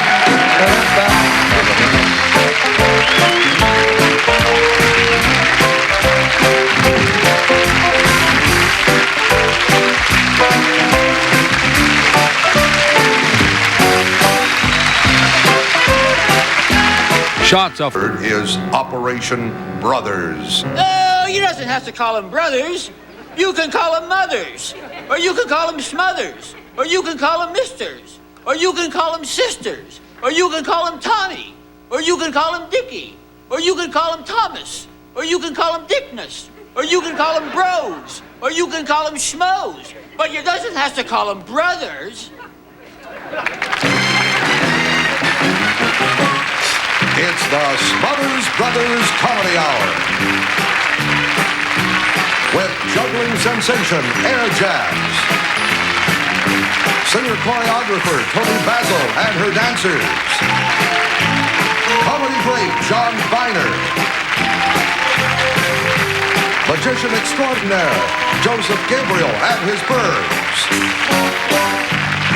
New country star Katie Lang and the Reclines. Presidential hopeful Pat Paulsen. Billy, it doesn't have to call me Johnson Saluga. Everybody's good buddy Jim Stafford. And Larry Kanzler and his orchestra.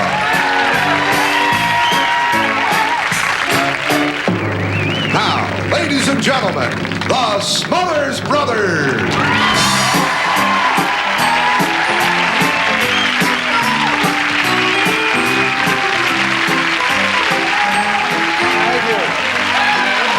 Thank you. Good evening.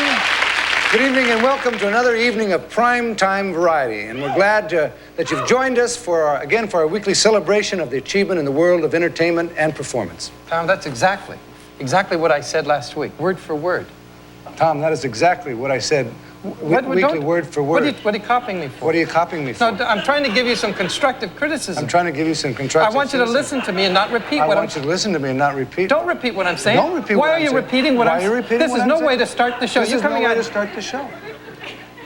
Tom, you're ticking me off. I said, why do you have to repeat what I say? Why do you have to repeat what I say? I'm asking you a question. I'm asking you a question. You're not answering me, you're copying me. You're answering me, you're copying me. I'm not answering, I'm stating a question and I want none of this. What's your answer? I'm asking you, why do you keep repeating what I'm saying? Because you're never wrong. Boatman dance, boatman sing, boatman do most anything. Dance, boatman dance, dance, boatman dance. Dance all night to the broad daylight, go home with the gals in the morning. Hey ho, boatman rows, sailing down the river on the Ohio. Hey ho, boatman rows, sailing down the river on the Ohio. This old boatman went ashore, liked it, so he stayed from home. Dance, boatman dance, dance, boatman dance. I'm a boatman, gee, I'm sore, I came home without an oar. Dance, boatman dance, dance, boatman dance. Hey, dance all night to the broad daylight, go home with the gals in the morning. Hey ho, boatman rows, sailing on the river on the Ohio. Hey ho, boatman rows, sailing on the river on the Ohio.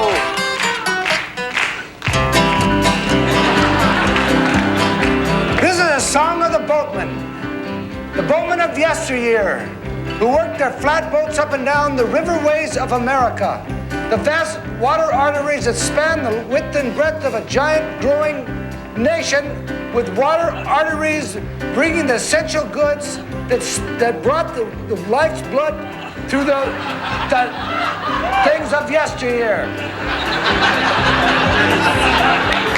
And they had these big flatboats. This is a visual aid. They're kind of like boom, boom, boom, boom. And these flatboats, who would work their way up and down the Ohio River, and these boatmen would stand on the back of the flatboats with these poles, and they would pull the boats up the river, and there was essential goods piled up here in the front of the boat, and the boatmen, they would be pulling the boat, and then they'd walk up and they'd go, check out the essential goods. They'd walk around, make sure the essential goods were there, and then they'd run on back. Well, what kind of essential goods did they carry on these flatboats? Because it's a very good point that my brother just brought out, that the flatboats were instrumental. They were essential themselves to the development of a sleeping giant of a nation. A nation bursting with needs, a young, vibrant nation. The boatman was him. Essential job. The boatmen were essential boatmen on an essential boat with essential goods. Sometimes there was two boatmen. They would come over and they'd say, "Whoa, look what's going on." Well, what kind, Tommy? What I'm trying to find out, I would like you to iterate for everyone in our audience, what kind of essential goods were on the flatboat? Well, let's take a look. Necessary goods. Well, it looks like there's medical supplies. Yeah, medical. And there's bandages. Bandages. And chicken wire. Chicken wire, that's important. And ladders. Mm-hmm. Ladders. And they were all carried on these flatboats. Right up there in big piles. The boatmen working the riverways. Hey ho! And sometimes the boatmen at the night would come over and they'd put their foot in the water. Whoa, that's cold. Well, where did you say the boatman was standing on the boat? They'd stand right in the back with a long pole. And where's the front of the boat? And then Billy the boatman would come over. Well, Tommy, where's the front of the boat? Right here with essential goods. Then what is this long skinny thing stuck to the front of your boat? If that's the back, this is the front. What's this long, narrow thing protruding from the front of your boat? That's a rudder.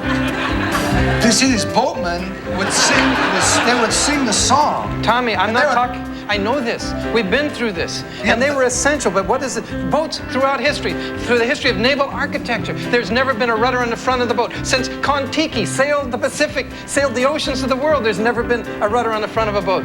Now, why do you call that a rudder? What is this need to know? I know. The boatman would stand out here on the front. Tommy, they would not. Billy, the boatman would yell back at Joe. The boatman would say, ready about, turn right. They'd just turn. The boat would just turn. They don't turn it left. They turn it that way. That's the way a rudder is. They don't stand on rudders. Boatmen do. Sometimes they'd run across could be an airfield. Why do you call that a rudder? You're standing out here making a fool out of yourself, calling this a rudder. There's the back, here's the front. You said this is a rudder. What's the story? Why did you call it a rudder?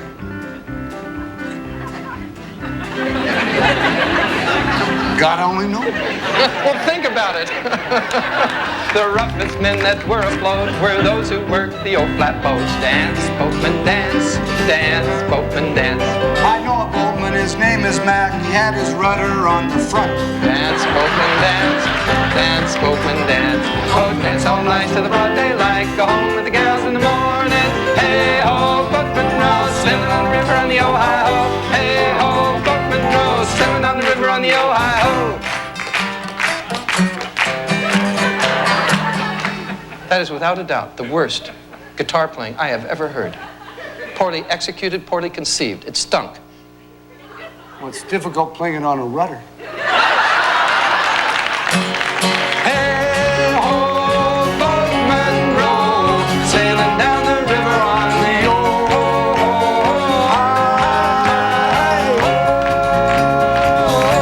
Hi ho,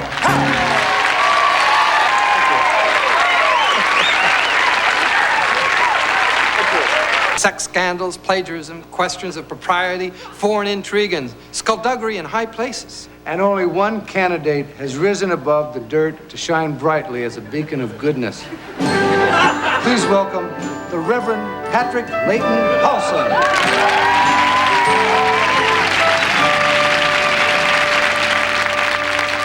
Since we still have two preachers in the race for the presidency, I've decided to reveal that I'm also a preacher. I got it in the mail. I'm a mail-order preacher.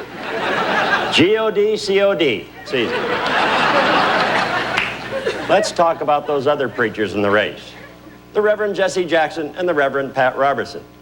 Now, Reverend Jackson, I've been told it would be political suicide to make fun of Jesse Jackson. I've been told it would take a man of great personal courage to attack Jackson in any way. So let's move to Pat Robertson. Now, he says he talks to God. Well, I've never talked to God, but I did leave a message on his answering machine. Can you imagine calling God, "Hi, this is God. I'm everywhere right now. So please leave your name and religion and I'll get back to you. Wait for the beep."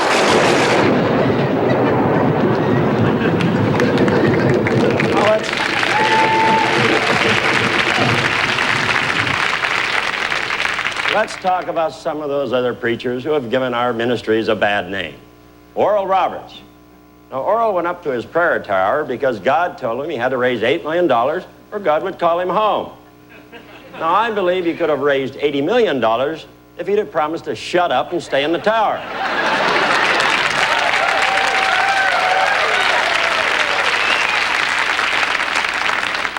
So shut up, Oral.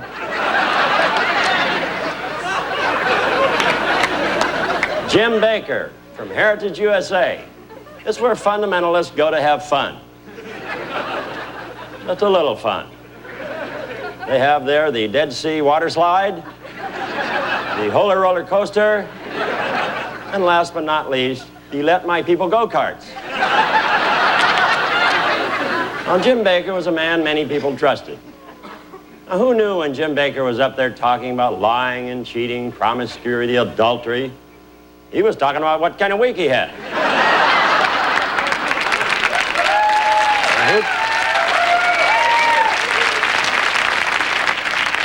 And who did they bring in to save the day? Jerry Falwell. Well, people had faith in Jerry Falwell. Who'd go to bed with him? Jimmy Swaggart, caught with the lady of the night at a cheap motel. Well, he proved one thing. The Bible wasn't the only thing he was thumping.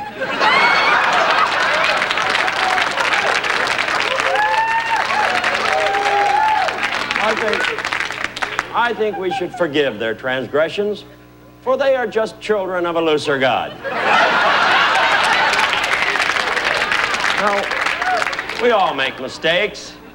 One time I dressed up like a rooster and had a woman crack duck eggs over my head. I know it's kinky and it'll never happen again. So I beg you to forgive me, America. Bring me back into the fold. It is said that he who is without sin should cast the first stone. And if I'm rejected by you now, who knows what a holocaust of gigantic proportions will fall upon you. Famine and pestilence and a mighty flood would wipe out this nation, and a plague would descend upon thy houses and shall destroy thee and thy family unless I become your president. Beware, America, for verily I say unto you, it's your last chance.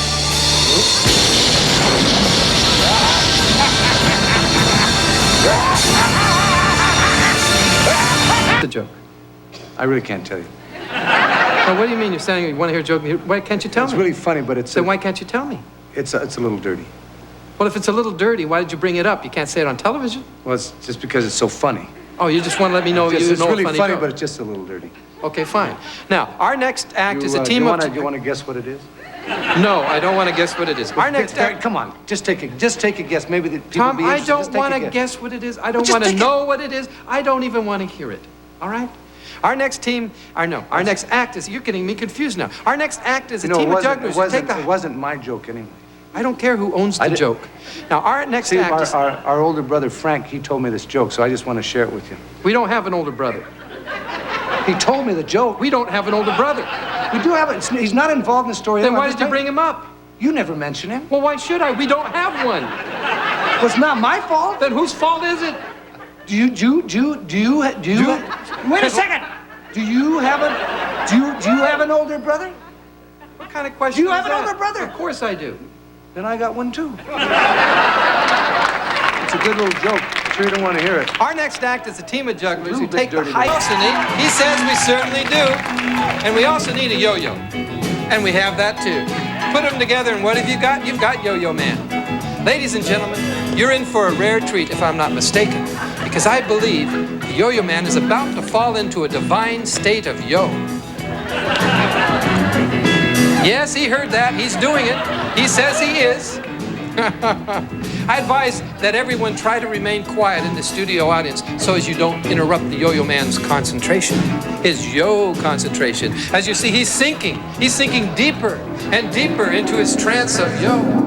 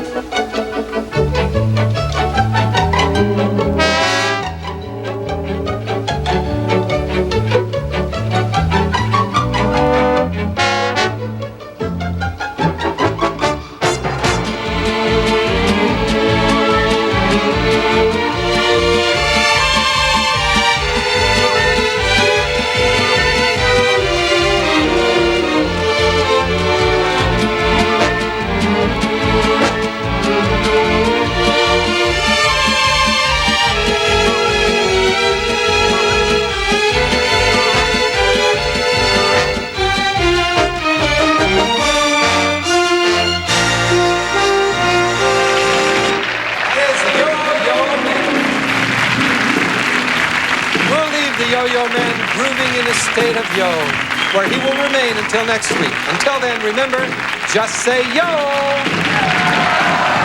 That's right. Yo, yo. And our very good buddy, Mr. Jim Stafford. Hey, fellas, how you doing? Hey, good to see you. Good to have you back. Good to be here. Boy, you've been doing terrific on the show. Thank you. You've been just wonderful, hasn't he, Tom? Yeah. You know, I'd like to know, what are you going to do tonight? Well, I've prepared 2 songs, and I can do either one of them. Oh, what are the choices? Well, I have a cowboy song and a love song. Do the love song. Well, I can do either one. Okay, what's the cowboy song about? Well, it's about a gunfight. Do the cowboy song. No, Okay. wait a minute. What's the love song about? Well, it's a sad song of love gone bad. Mm-hmm. And what's it called? It's called I Hope You're Living as High on the Hog as the Pig You Turned Out to Be. Let's do the cowboy song. Cowboy song, okay. Jim Stafford. Yay.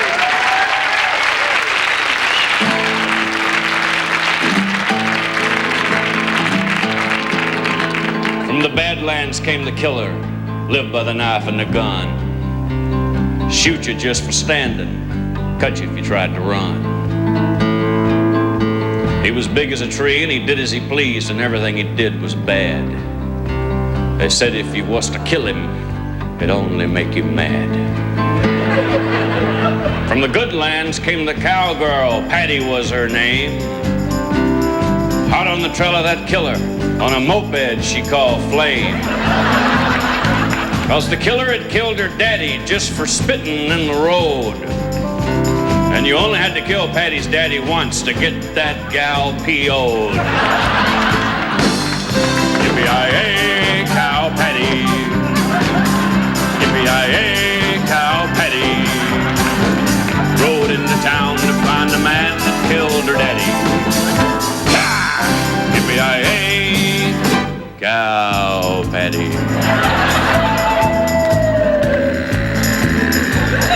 Killer hit town at daybreak, ate the door off the local saloon. He started to drink, you could tell he was thinking there'll be a showdown soon. Patty hit town in a cloud of dust, old Flame was buzzing like a saw. And the whole town got as quiet as a church when the killer stepped out for the draw. 40 shots rang out. It's too many, I know that. 40 people fell. Patty and the killer missed each other, but they shot that town to hell, yeah! Yippee-yi-yay, cow Patty. Yippee-yi-yay, cow Patty. Rode into town to find the man that killed her daddy. Yippee-yi-yay, cow Patty.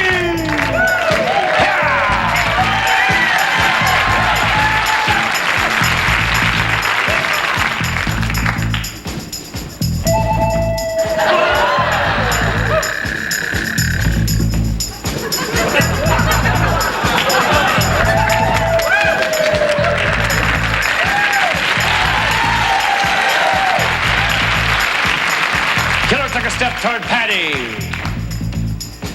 Said, it's time I gunned you down. But he slipped in something that was laying in the street and was shot before he hit the ground. Killed him. The dummy, we had a pretty good song going here. The killer slipped, and it cost him his life. And Patty said as she roared out of town, you gotta watch your step when you know the chips are down. We show this evening with a beautiful ballad, and we'd like to dedicate it to the women who have shared our lives.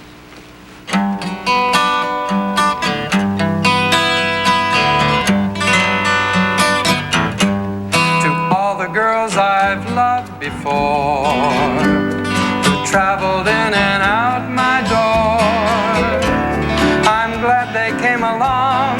I dedicate this song to all the girls I've loved before. To all the girls who cared for me and filled my life with ecstasy. They'll live within my heart. I'll always be a part of all the girls I've loved before. The winds of change are always blowing, and every time I tried to stay, the winds of change continued blowing, and they just carried me away. To all the girls I've loved before. As we look back over the years, we remember all the women that we loved, and and we realize that we've had more than our share. I remember all the women who enriched my life and who shared part of their lives with mine.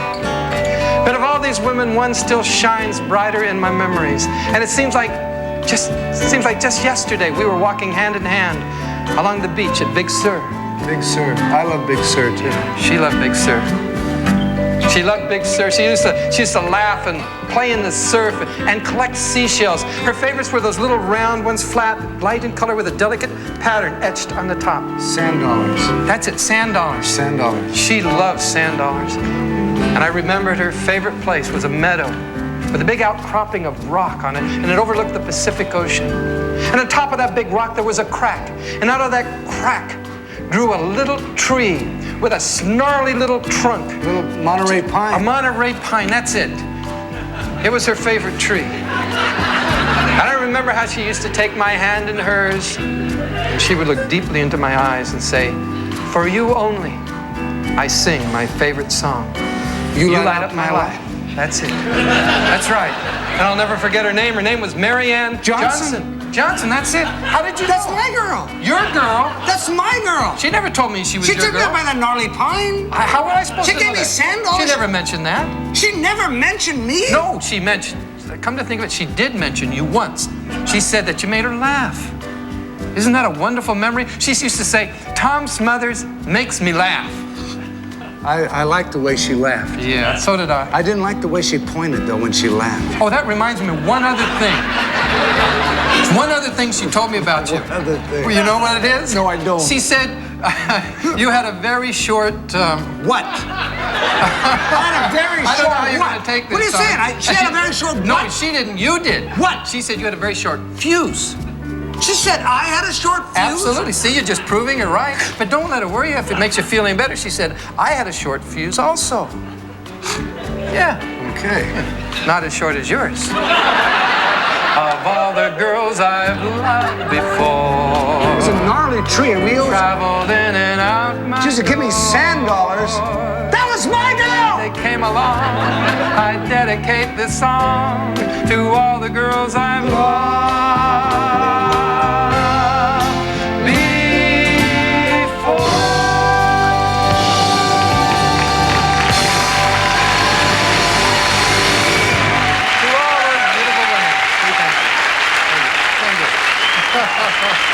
What do you say? Thank you very much, ladies and gentlemen. And Tommy, what do you say we dedicate that song to Marianne Johnson? We'll dedicate to Marianne Johnson. That's right. You don't have to call me Johnson. No, it wasn't. You can call me Ray. I wasn't speaking. Or you can call me Jay. I wasn't. Or you can call me Johnny. I don't think it Or is. you can call me Sonny. We want to thank our guests. The show's over, and we want to thank our guest, Billy Saluga. I like music, Billy. And Mary Jazz. And Tony Basil. And John Biner.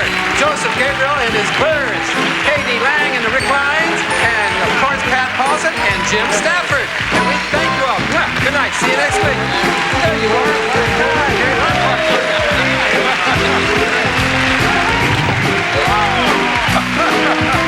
Boy, sitting my eyebrows.